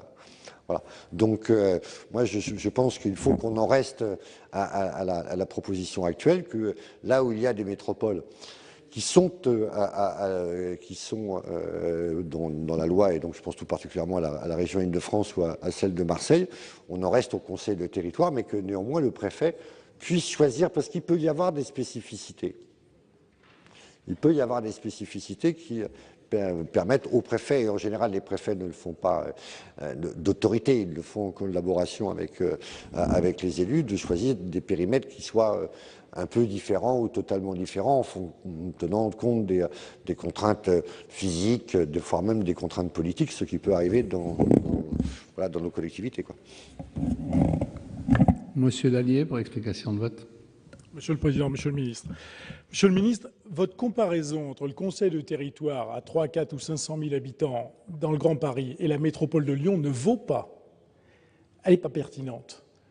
C'est justement parce que je n'ai jamais voulu, je n'ai jamais pensé que découper la Seine-Saint-Denis en 4 ou 5 plaques d'interco nous aiderait à régler nos problèmes, que depuis 2007 et 2008, je plaide pour la métropole du Grand Paris. Donc ne faites pas cette comparaison-là, parce qu'effectivement, que ce soit en matière de transport ou en matière de politique de peuplement, bien évidemment que c'est sur l'échelle métropolitaine qu'il faut raisonner. Et certainement pas à l'échelle des conseils de territoire, parce que couper que la Seine-Saint-Denis en 4 ou 5, vous n'aurez rien changé. Il faut réfléchir à une échelle plus large. Et c'est pour ça que je dis que l'organisation doit être adaptée au territoire si particulier de cette métropole du Grand Paris. C'est là où effectivement, il faut inventer quelque chose de particulier. Alors, effectivement, on redescend au conseil de territoire. Bon, moi je persiste. Après tout, également, tout dépend de quoi on parle. Bien évidemment que si on parle des financements, il n'est pas question de laisser les communes toutes seules. Si on parle de les accompagner, j'allais dire, avec des outils qu'elles ne sont pas capables de se payer, bien évidemment que ce n'est pas la bonne échelle de réflexion. Mais dans l'opérationnel, dans le concret, c'est bien, ça restera le maire et les services de la ville qui vont agir, ça j'en suis persuadé. Donc c'est cette articulation-là qu'il faut que nous élaborions, qu'elle soit la plus pertinente et la plus adaptée au territoire. Alors je vais attendre de vous entendre sur l'amendement du gouvernement, mais voilà, il faut trouver quelque chose sui generis pour cette métropole du Grand Paris. La comparaison avec la métropole de Lyon ne vaut pas si on la rapproche des territoires, des conseils de territoire. Donc, Monsieur le ministre. Si vous me permettez, Monsieur le Président, parce que ce débat est important.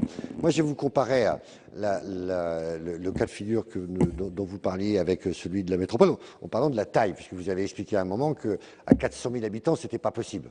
Je voulais vous prendre l'exemple du Grand Lyon pour vous dire qu'à 1,2 million d'habitants, c'était possible. Bon. Mais néanmoins, je connais la réalité de la région Île-de-France. Bon. Et donc, justement, je veux qu'on puisse, au moment où la loi métropole sera mise en application, et au moment où il y aura des conseils de territoire, qu'on puisse avoir la capacité pour le préfet de région, voilà, parce que je ne vois pas d'autres personnalités qui sont en capacité de le faire, de tout d'un coup regarder en fonction des conseils de territoire quel sera le bon périmètre plus large ou plus étroit.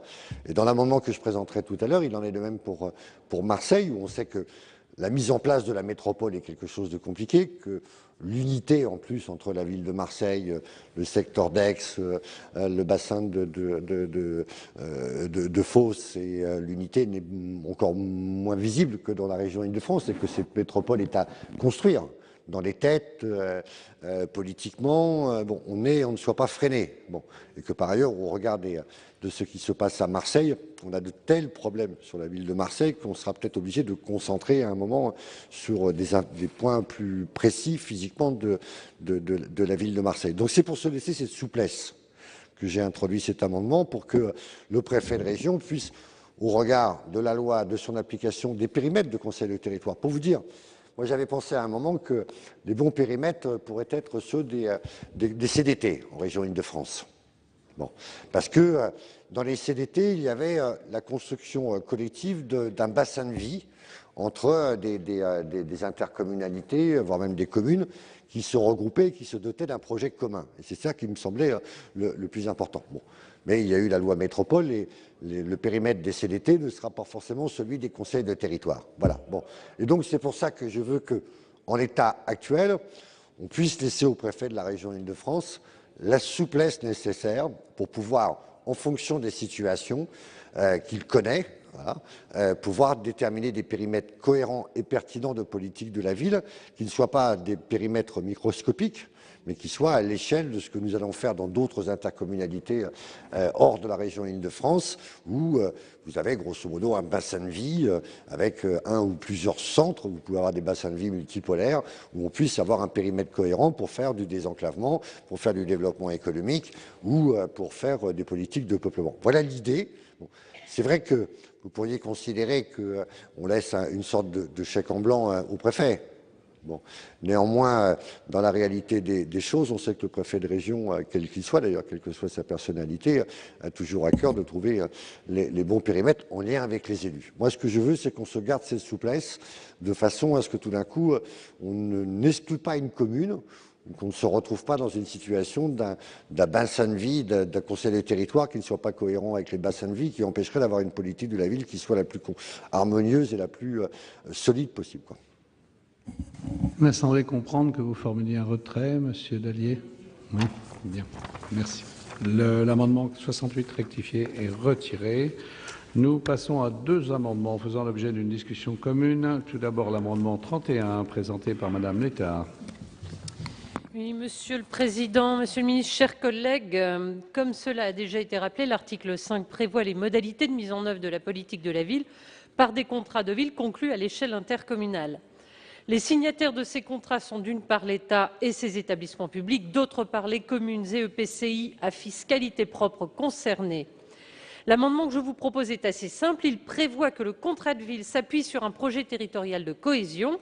Ce projet territorial devra être coproduit à l'échelle de l'intercommunalité par tous les partenaires signataires, chacun devant ensuite mettre en œuvre le projet de territoire dans le cadre du contrat au regard de ses compétences. Bien, Monsieur le rapporteur, vous présentez votre sous-amendement en même temps que vous donnez votre avis, je suppose. Oui, c'est ça, Monsieur le Président. La Commission a donné un avis favorable parce qu'effectivement, il paraît pertinent d'avoir un projet de territoire. Ça paraît une chose même non seulement pertinente, mais indispensable. Simplement, la Commission souhaite un amendement rédactionnel parce que sinon, les choses risquent d'être un petit peu compliquées. C'est-à-dire qu'au début de l'alinéa 4, l'alinéa commence par leur signataire. Donc leur ne désigne plus grand-chose. Donc je propose qu'on remplace leur signataire par les signataires du contrat de ville. D'accord. Monsieur le ministre, quel est votre avis? Avis favorable sous réserve de l'adoption du sous-amendement du rapporteur. Entendu. Donc s'il n'y a pas de demande de prise de parole, je mets aux voix le sous-amendement 87 qui est pour. L'amendement est adopté et je mets aux voix l'amendement 31 ainsi amendé qui est pour. Même vote. Je vous remercie. Il est adopté. Nous en venons à l'amendement 70 rectifié présenté par Monsieur Van Dieren donc. Facilement prolonger ce que dit ma collègue Madame Létard. Il faut un projet de territoire, il faut associer tous les parties prenantes et il faut que le préfet, et quand ça se justifie, le préfet délégué à la ville, ait des prérogatives déconcentrées qui lui permettent de mobiliser prioritairement le droit commun des différents services déconcentrés et en l'adaptant aux besoins. Dans la pratique, nous le savons tous ici, après quelques heures de vol, le niveau de déconcentration de ces préfets connaît quand même quelques failles au niveau de leurs responsabilités et de l'autorité directe qu'ils peuvent avoir sur certains services déconcentrés. Souvenez-vous, le rapport de la Cour des comptes de juillet sur la politique de la ville avec les zooms des chambres régionales des comptes. Plusieurs exemples extrêmement précis montrent qu'effectivement, on gagnerait à étendre justement l'autorité déconcentrée des préfets en charge de la ville, notamment ce qui concerne certains ministères. Je prends l'exemple de la justice, et pour un exemple que j'ai en tête sur la protection judiciaire de la jeunesse. Je pourrais prendre des exemples, bien sûr, dans l'éducation nationale, pour s'en tenir à ceux qui me viennent immédiatement à l'esprit. Donc, je souhaite que les pouvoirs des préfets ou sous-préfets à la ville soient améliorés. D'une manière générale, je participe à ceux qui disent « Oh, l'ANRU, vous ne trouverez pas un maire de gauche, de droite, du centre pour dire que c'est pas bien. » Tous les mêmes vous disent quand même que la machine est trop centralisée. Et donc, tant qu'on y est, descendons avec des seuils, tout ce qui peut être les avenants simplifiés, la souplesse, etc., on s'en trouvera gagné. Jamais un ministre n'a été aussi loin dans la manière de mobiliser le droit commun. Vous pensez bien, après l'intervention que j'ai faite en discussion générale, que si je me permets d'insister, c'est parce que vous êtes là et on est là au cœur d'un problème réel qui explique beaucoup trop de remontées de dossiers encore aujourd'hui. Monsieur le rapporteur, Monsieur Dillin, quel est votre avis sur cet amendement? Oui, alors, je ne voudrais pas reprendre l'expression de M. Van der Endonck quand il est rapporteur en parlant de la crainte révérentielle, c'est ça, dans la voie, mais je suis encore obligé de ne pas donner un avis favorable pour plusieurs raisons. D'abord, il me semble que la mobilisation des budgets opérationnels relève plus du règlement que peut-être de la loi. Et puis deuxièmement, je ne suis pas sûr que ça ne soit pas déjà satisfait puisque vous faites vous-même allusion à des conventions signées. Donc il paraît difficile d'imaginer qu'un préfet n'exécute pas des conventions signées. Donc monsieur à regret, bien sûr, je vous demande le retrait. Monsieur le ministre. Moi-même, je suis très sensible aux préoccupations du sénateur Van der Endonck, qui partage d'ailleurs l'avis de l'ensemble des parlementaires et élus qui sont engagés dans la politique de la ville. Voilà, l'objectif, c'est vraiment cela. Bon. Ces conventions doivent permettre d'être déclinées ensuite sur le terrain, bon, avec toutes les difficultés que nous pourrons rencontrer. Néanmoins, c'est vrai que ces conventions ne sont pas des actes juridiquement opposables. Bon, et donc nous sommes quand même en train de faire la loi. Voilà. Et autant je pense qu'il faut une vigilance politique très très forte sur l'application de ces conventions et sur leur déclinaison. Et je veux même aller plus loin, Monsieur le Sénateur, sur le fait que ces conventions, je sais les contraintes des différents ministres qui ont beaucoup de dossiers, et pas que les dossiers de la politique de la ville à gérer, que certains étaient plus enclins à aller plus vite parce que leurs administrations étaient déjà culturellement prêtes à accepter une territorialisation d'une partie des crédits ou des moyens humains. Pour d'autres, je dois avouer, d'autres dont je tairai les noms, le fait même qu'on puisse tout d'un coup décliner des moyens différents suivant un territoire ou un autre ne fait pas encore partie du logiciel de leurs administrations. Donc certaines conventions ont été signées parce qu'elles permettent des avancées, mais elles ne sont pas suffisamment précises, suffisamment concrètes. D'autres le sont très très précisément. Bon. Donc on est plus dans une logique, une avancée, une autre façon de faire avancer l'État. Voilà, les préfets, de toute façon, auront à cœur de mettre en œuvre, il y aura un certain nombre une circulaire du Premier ministre, d'ailleurs, l'avait engagé en octobre de l'année dernière. Voilà, le Premier ministre aura l'occasion de la faire, mais malheureusement, je ne crois pas que ça relève de la loi. Voilà. Donc, je vais vous demander effectivement de retirer votre amendement. Monsieur Van der Endonck. Je n'avais pas d'autre but que de faire réfléchir le titulaire du pouvoir réglementaire. Bien. L'amendement 70 rectifié est retiré. Nous en venons à 4 amendements faisant l'objet d'une discussion commune. Tout d'abord, l'amendement 32 présenté par Madame Létard. Monsieur le Président, Monsieur le Ministre, chers collègues, toujours concernant la mise en œuvre du contrat ville, il est nécessaire de préciser que l'EPCI met en place le volet intercommunal de ses actions, volet qui sera défini en tenant compte des échelles d'intervention et de la répartition des compétences entre niveau communal et intercommunal.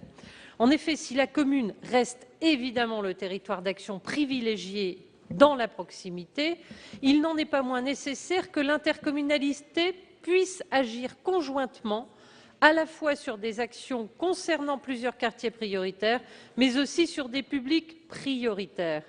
Je citais 2 exemples en discussion générale que je connais sur mon territoire et qui sont appliqués de cette manière. Il s'agit par exemple de l'accompagnement des femmes victimes de violences ou encore des dispositifs de réussite éducative qui, dès à présent, sont déjà gérés sous forme de GIP à l'échelle communautaire, à la demande des communes qui n'avaient pas la capacité à les porter seules. Par ailleurs, cet amendement a un second objectif, celui d'introduire la notion de public prioritaire dans les actions menées. Les actions pourront alors être ciblées sur les quartiers prioritaires, mais aussi sur ces publics cibles.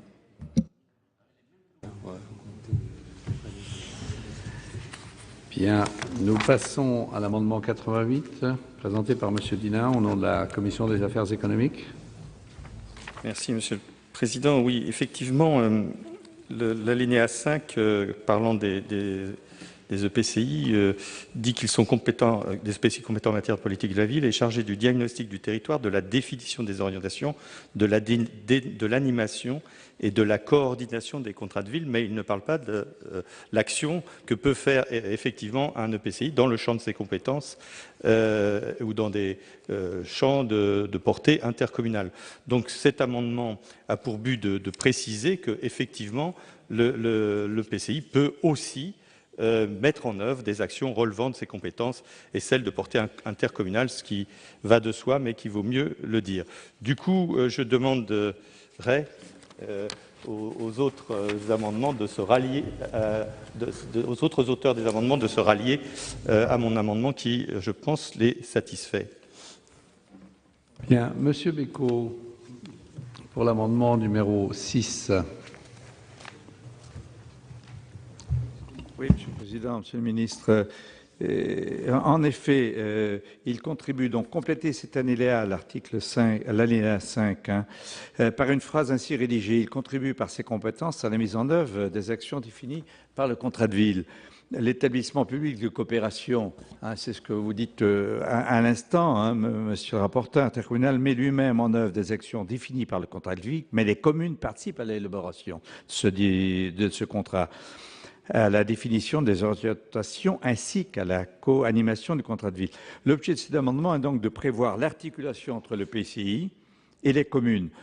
Et voilà, mais je pense qu'on va un peu dans le même sens. Merci. Bien. Alors, je considère que monsieur le rapporteur a donné son avis. Monsieur le ministre. Oui, je pense qu'effectivement, Monsieur le Président, que l'amendement du rapporteur fait une bonne synthèse avec l'ensemble de ces amendements. Donc, je pense qu'il serait préférable qu'il soit retiré au profit de l'amendement du rapporteur. Qu'en pense Madame Létard? Alors, Madame Létard, on pense que la première partie de son amendement est bien évidemment satisfaite puisqu'elle est reprise dans l'amendement de Monsieur Dinin et qu'il est donc conforme à cette première partie. La seule chose que je voudrais rappeler, c'est que effectivement, les actions, on précise bien qu'elles peuvent porter sur des quartiers prioritaires ou sur des publics prioritaires. Ce que je voulais rappeler, c'est que lorsque l'on monte, par exemple, des politiques de réussite éducative ou lorsque l'on lutte contre les violences intrafamiliales, on ne s'arrête pas effectivement à la porte du quartier, mais on a bien un diagnostic territorial qui est fait dans le cadre de l'élaboration de nos contrats villes, où on voit bien, et c'est là tout l'intérêt de ces publics prioritaires, c'est que si les violences intrafamiliales, pour prendre que cet aspect-là, dans le TGI du Valenciennois, c'est véritablement une problématique centrale qui converge avec les publics et les quartiers prioritaires. Et on voit bien que ce sujet, il est majeur dans notre territoire et on est le TGI en France le plus impacté par cette problématique. Si on ne prend pas en compte cette réalité-là, qui est en plus complètement convergente avec les territoires prioritaires, on passe à côté d'un énorme sujet. Si on s'arrête aux quartiers prioritaires uniquement, ça veut dire quoi? Ça veut dire que vraiment, alors qu'une dynamique est engagée, des publics victimes de cette réalité pourraient être accompagnés et prévenus, on s'interdit de le faire. Je crois vraiment qu'on est vraiment dans un contrat de ville qui va être élaboré sous le regard des représentants d'État que sont les préfets et les sous-préfets. Il n'y aura pas d'abus dans ce cadre-là, mais faisons en sorte que par ce membre de phrase-là, on ne s'interdise pas des sujets qui sont aujourd'hui traités. Et si on ne précise pas les choses de cette manière, peut-être demain, on ne pourra plus le faire. Voilà pour l'examen de ce texte sur la politique de la ville et la cohésion urbaine. Texte qui a donc pour objectif de refonder entièrement la politique de la ville, d'éviter le saupoudrage des crédits de l'État pour s'attaquer aux quartiers les plus sensibles, de trouver enfin des solutions structurelles aux problèmes de la politique de la ville. Les sénateurs se sont donc arrêtés dans leur examen à l'article 7 et il reste 26 amendements à examiner cet après-midi. Vous pouvez bien sûr toujours voir et revoir toutes les séances sur notre site publicsénat.fr. Prochain rendez-vous de l'actualité parlementaire cet après-midi à 16h30 avec 24h Sénat présenté par Delphine Girard.